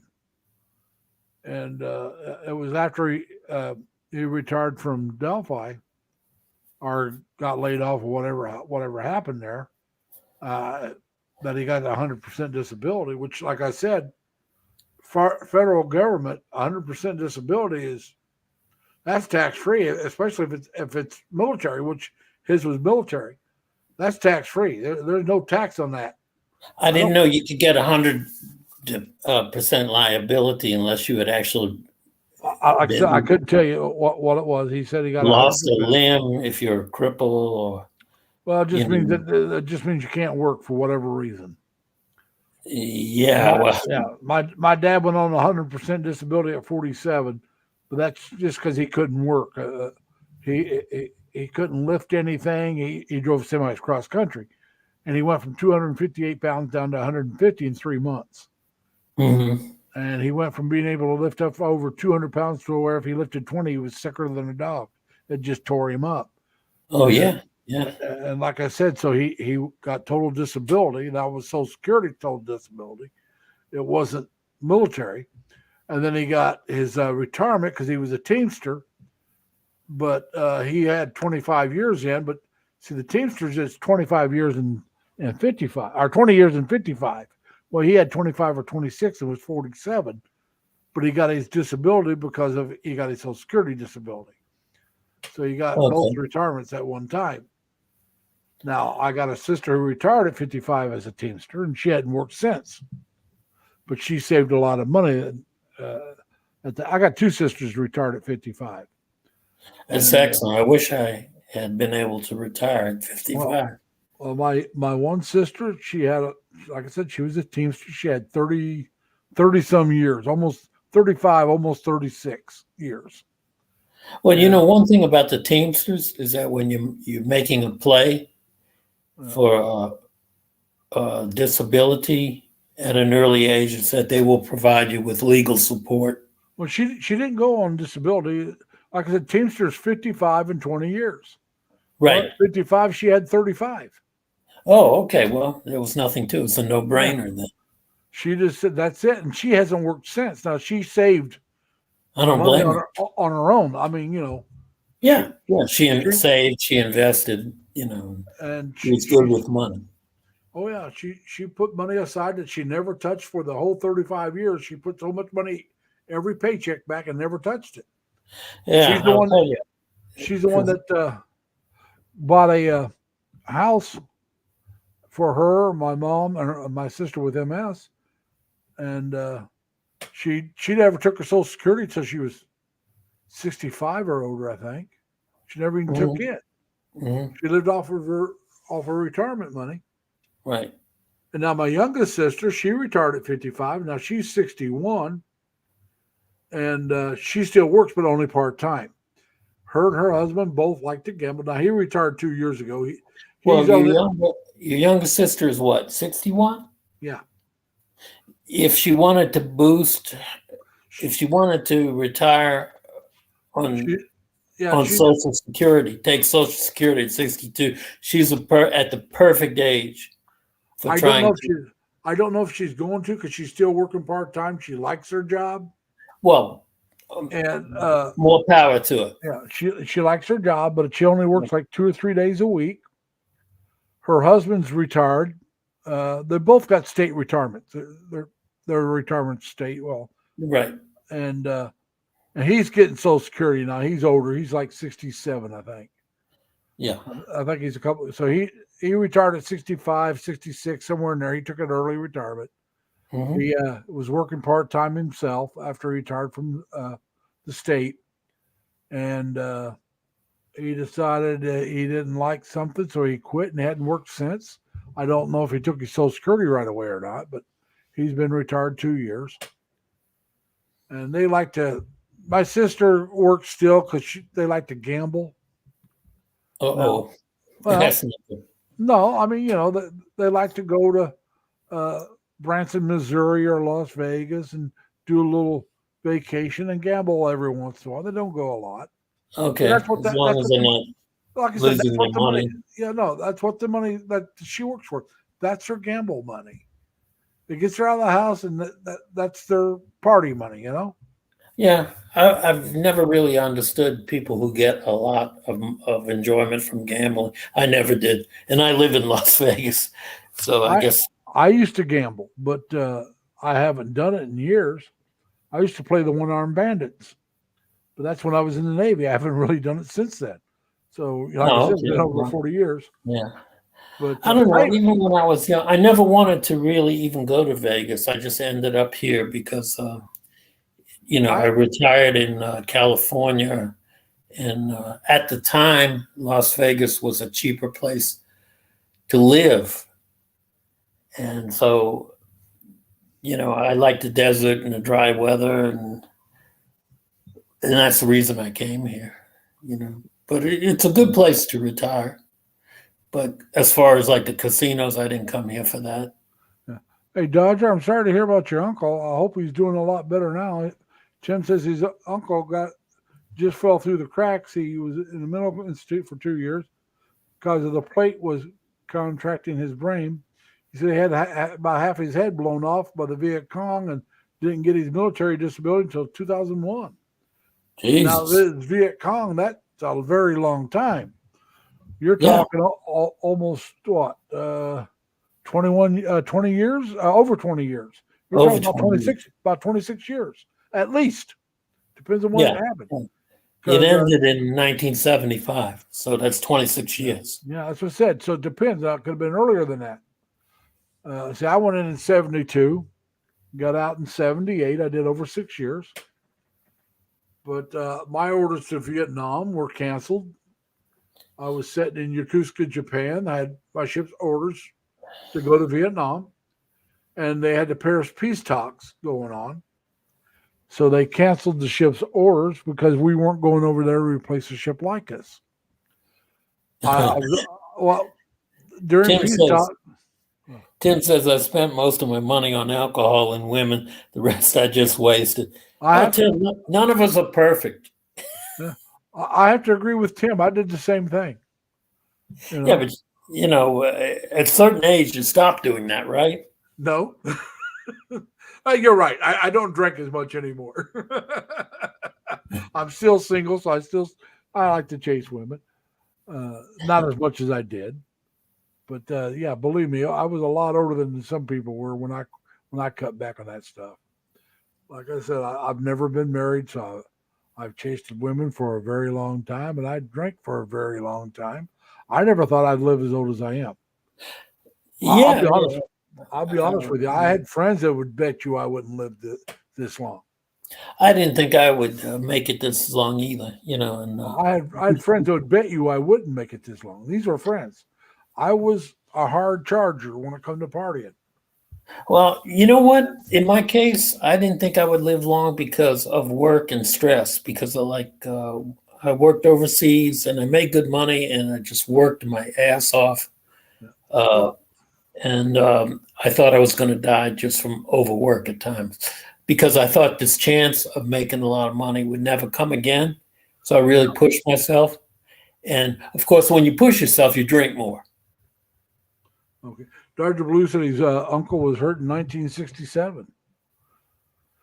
So, yeah, that's a very, very long time. I mean, you could add another 8 years. So you're looking at 34 years ago. A decade on Skid Row. He's lucky he's still alive. Oh, yeah. Yeah. Oh, he's not alive. He passed away. Okay, sorry. Yeah. But he's lucky he lived as long as he did, though. That's true. I mean, with what he went through, now it's very unfortunate what happened. Don't get me wrong, I'm not trying to say that, but he was a fortunate man that he made it as long as he did, going through what he went through. I mean, I had a barber who had his one ear was blown completely off. This back in Korea. He served in Korea and lost an ear and part of his jaw and had to have his face reconstructed. Oh, my God. And they made him a fake ear. Now, at the barber shop, he just wore a bandage over the ear hole. He never wore the ear.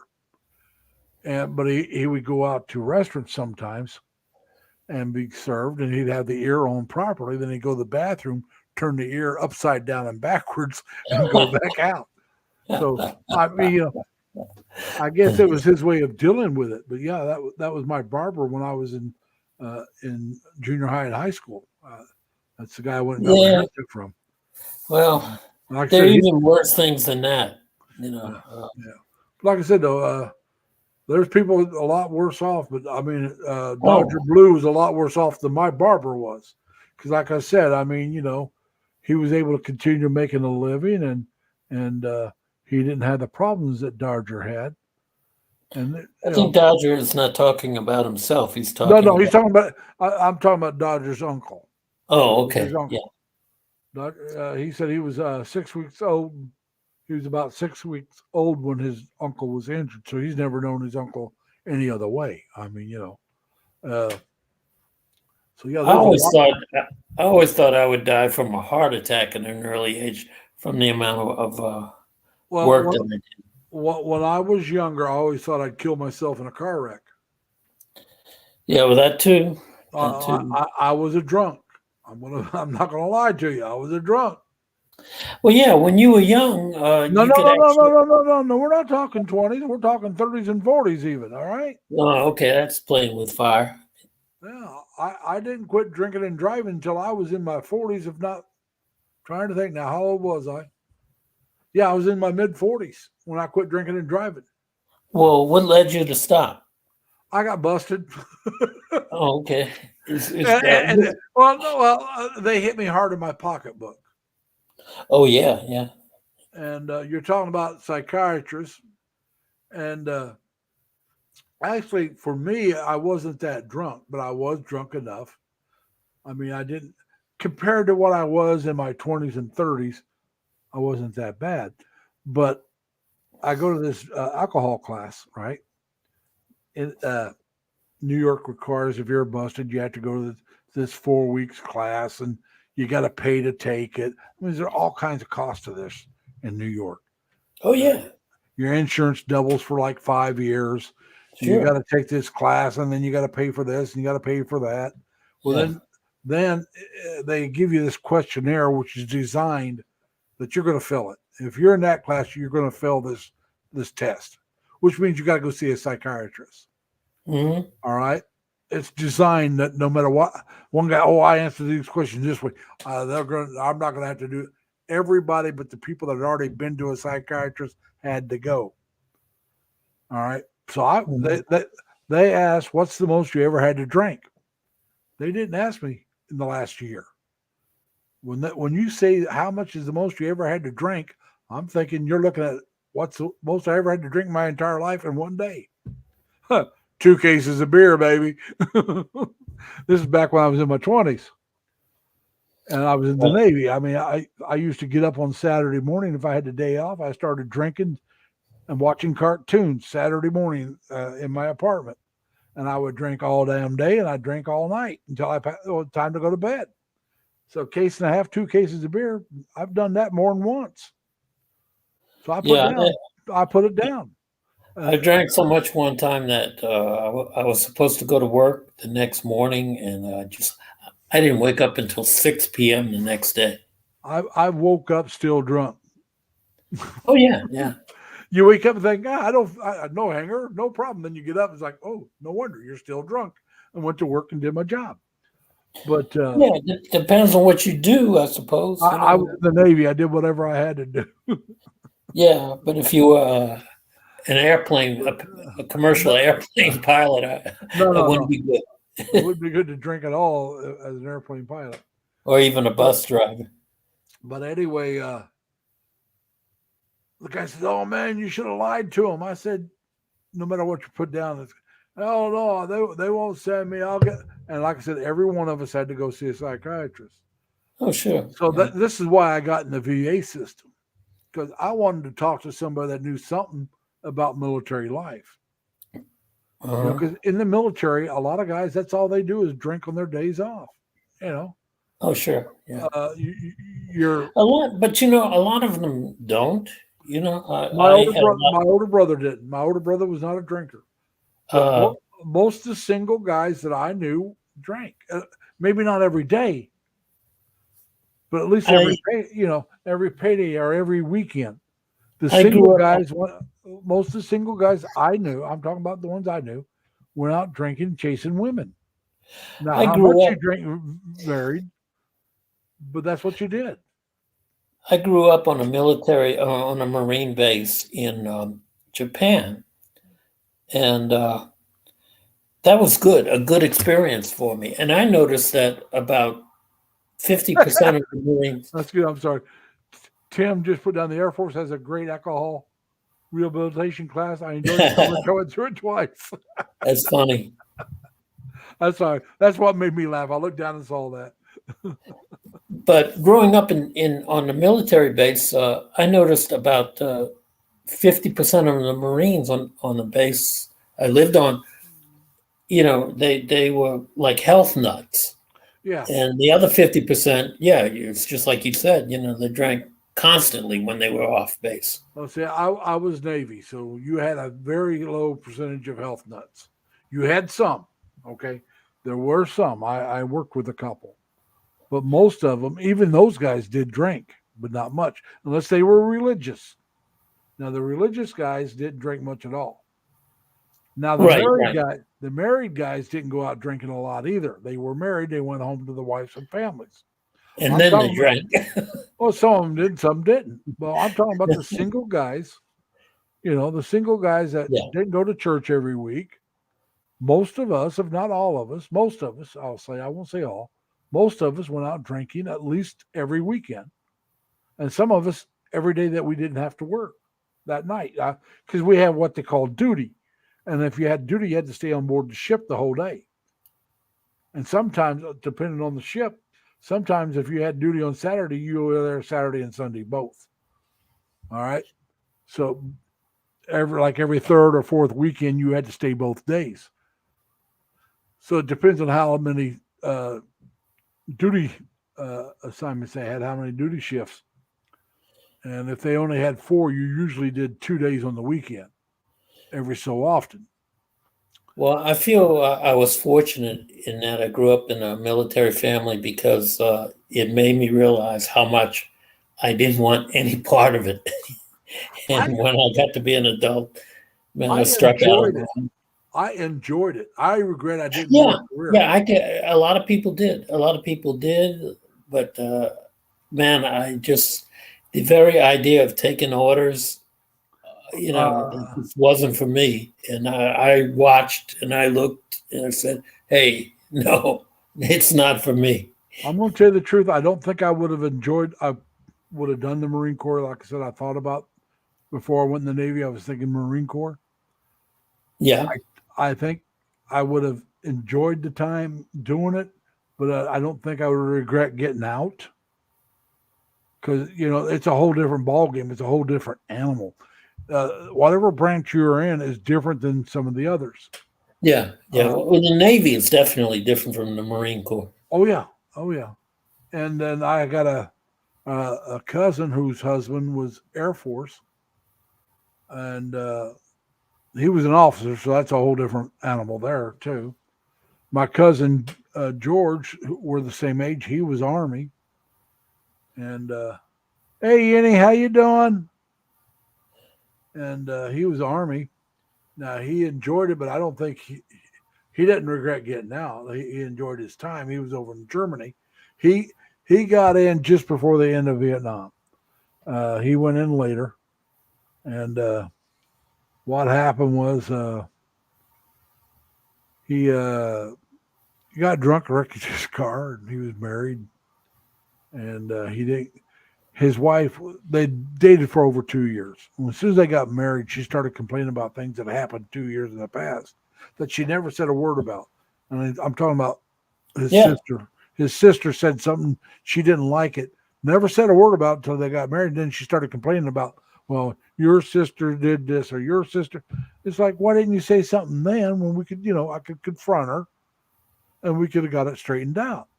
I had to listen to that as a youngster, as a teenager. I had to listen to that shit all the time. Yeah. So my Marine father and his wife. Yeah. Well, like I said, though, my cousin George decided, he was the hell with it. He was done, and he decided to join the Army. So he went down, and without telling his wife, he went down and joined the Army. Went back. It was and told probably her, a good move. he went down and told her, said, I joined the Army. You're not going. I filed for divorce. And they were only married about 3 months. And he turned around and walked out. Now he's married again to his second wife, and they've been married since 79. So they've been married quite some. They got 3 kids, and like I said, they've been married a long time. But it's a whole different animal. When somebody complains about something that happened 2 years ago and never said a word to you when that happened. Oh, it used to be very common. I don't know how common it is today. A Dodger, you've been married for 33 years. You're used to taking orders. I understand that. I'm not married, but I had 3 older sisters, a mother, and a younger sister who thought she was boss anyway. I've been taking orders from women ever since I can remember. I only had 1 older brother and 1 younger brother, though they both passed away. But I learned how to take orders from women a very, very long time ago. Well, my oldest sister's 10 years older than me. All right. My next sister's 5 years older than me. And then the next was like 3 years older than me. I used to date a girl there. You should know it. So that's where the main part of the festival starts there. And they have all these different routes that you can take. And so anyway, that's what happened, And like I said, I'll be honest with you, I've dated a few women, and I've learned to take orders fairly well if I care for the people. And I love my mother and I love my sisters. So I've taken orders from them. Now, I don't always agree with them, and they know that. We are different, and they know that. But when it comes to certain things, I listen to them. And I will always listen to people that I care for. I may not always agree with them. I may not always do what they want me to do. But I will always take their opinion into consideration. And a lot of times, depending on the situation, I will follow their orders whether I like it or not.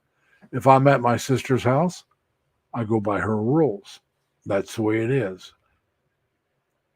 And that's at any one of my sisters. And when I'm dating a woman, I don't do anything without her permission. I shouldn't say anything. I will not do anything major. Like I won't take a vacation without her knowing about it. I will not go out drinking unless she goes with me. But I don't drink and drive, so that's not a problem anymore. But I mean, it's just the way it is. Thanks, Ed. Sorry you had to drop off. All right, Tim. Go take care of your girlfriend. Enjoy yourself.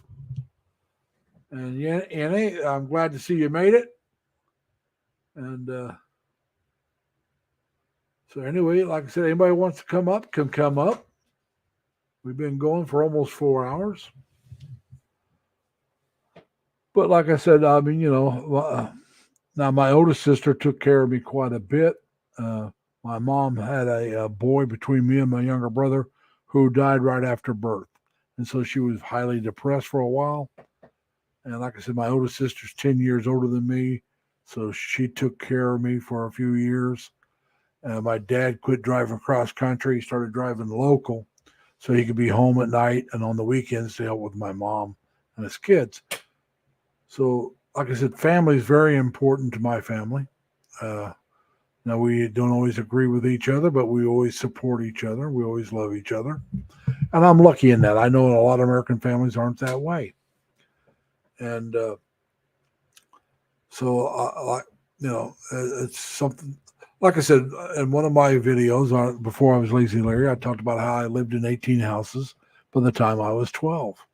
So I moved around a lot. But the one thing I could always count on was the love and support of my family.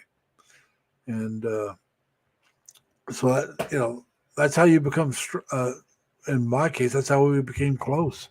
Because when we moved somewhere, sometimes there was nobody else we knew but each other until you got to know people. And so you always had your family to fall back on, so spend time with and talk to and play games. And so, we became close. And like I said, my oldest sister took care of me. Hell, she changed my diapers and stuff, I guess, maybe not. I might have been out of diapers by the time that brother died. I'm not sure how old I was. It happened before I can remember. Okay, I mean I just don't remember. And so, like I said, there would have been at least 4 boys and 4 girls, but instead I was raised with 4 sisters and 2 brothers, so there was 3 of us. And I just found out that the brother was still died shortly after birth.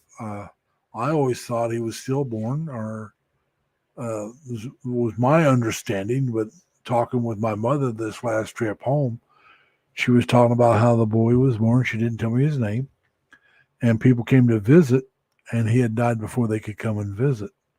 So he was born alive and died shortly thereafter.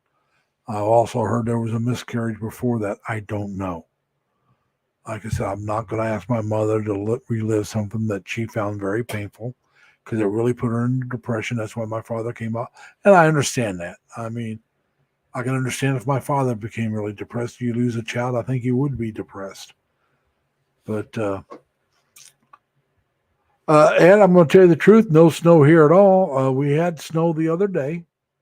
I'm trying to think what day that was. I want to say Wednesday. Could have been Tuesday. No, it was Wednesday. We had some snow, but by the afternoon, it warmed up enough that it was gone. I did have to clean the car off Wednesday before I left for work.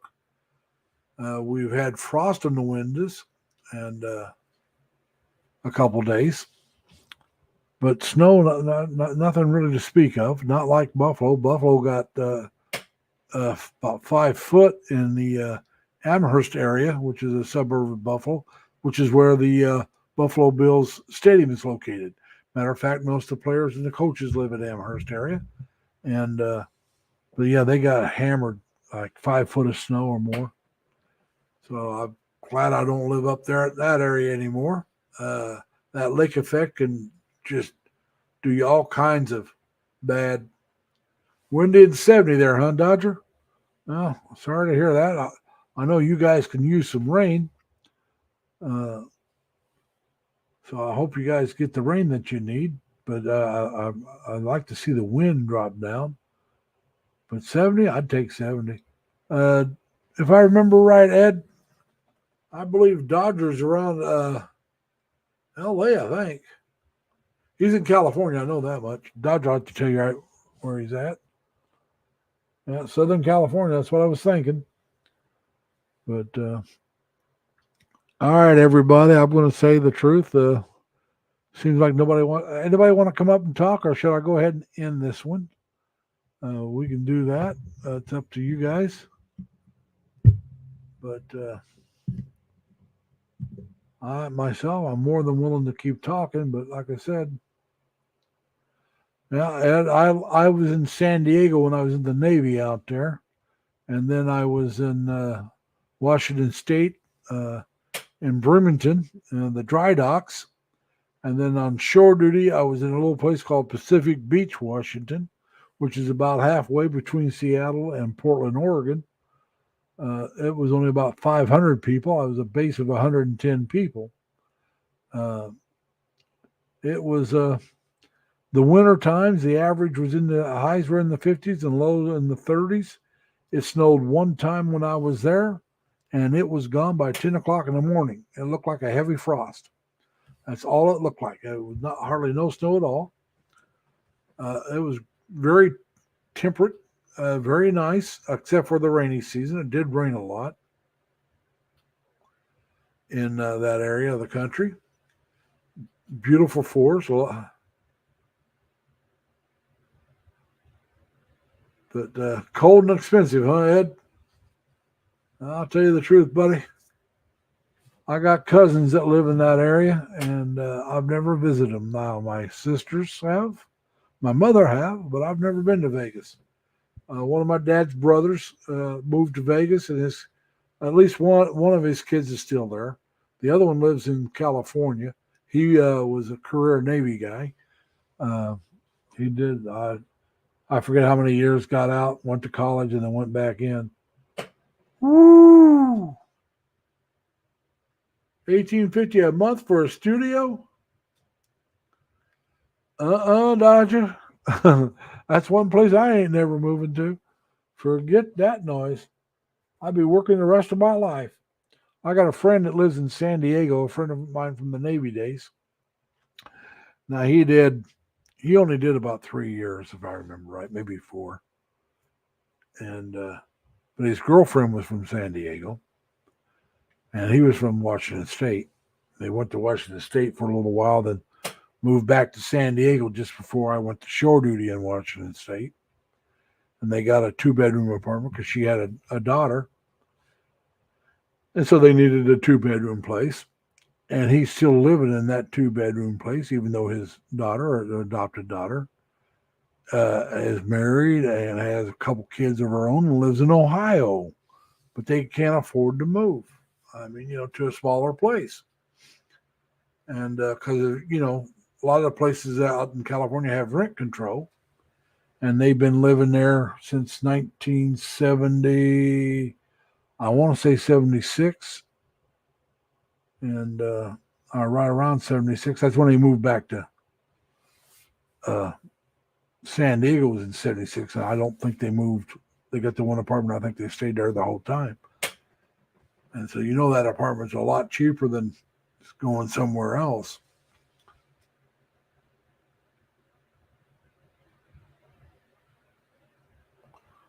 And Ed, I'm not going to your area either. If I got to live in a ghetto for $1,100, forget that noise. I got a 1-bedroom apartment and not paying anywhere near that where I'm at. So, but now if I was in New York City, that'd be a whole different ball game. And but I'm not. I can live cheaper in Buffalo or Rochester than those 2 places too. Hey Anna, if you ever want to come back up, just come on up. But I think I'm going to end this one because it seems like nobody wants to come up and talk to me or talk with me. And it's going on 4 hours anyway. So we've been at it for a little while. And so, all right, everyone, I think I'm going to go ahead and end this one. No one wants to seem to come up. I want to thank you all for coming. And Yanni, thank you. Annie, I'm glad you came. I'm glad you came up and talked with me for a little while. All right, Annie. Sorry I'm stepping on your life. You don't want me to sing. I did have Bobby from Time to Get Going last week up here, and he did sing a few songs. I enjoy Bobby's live streams. He does his on Fridays, his karaoke's. And so anyway, yeah, Dodger, you take care, man. Get feeling better. Yenny, you enjoy yourself. Ed, Denoy, you take care. And like I said, I'm glad you came up and talked with me. So I'm going to go ahead and end this one. So I'll do it with my customary take care, everyone. Stay safe and healthy. Be kind to each other. And as always, try to have fun. Bye.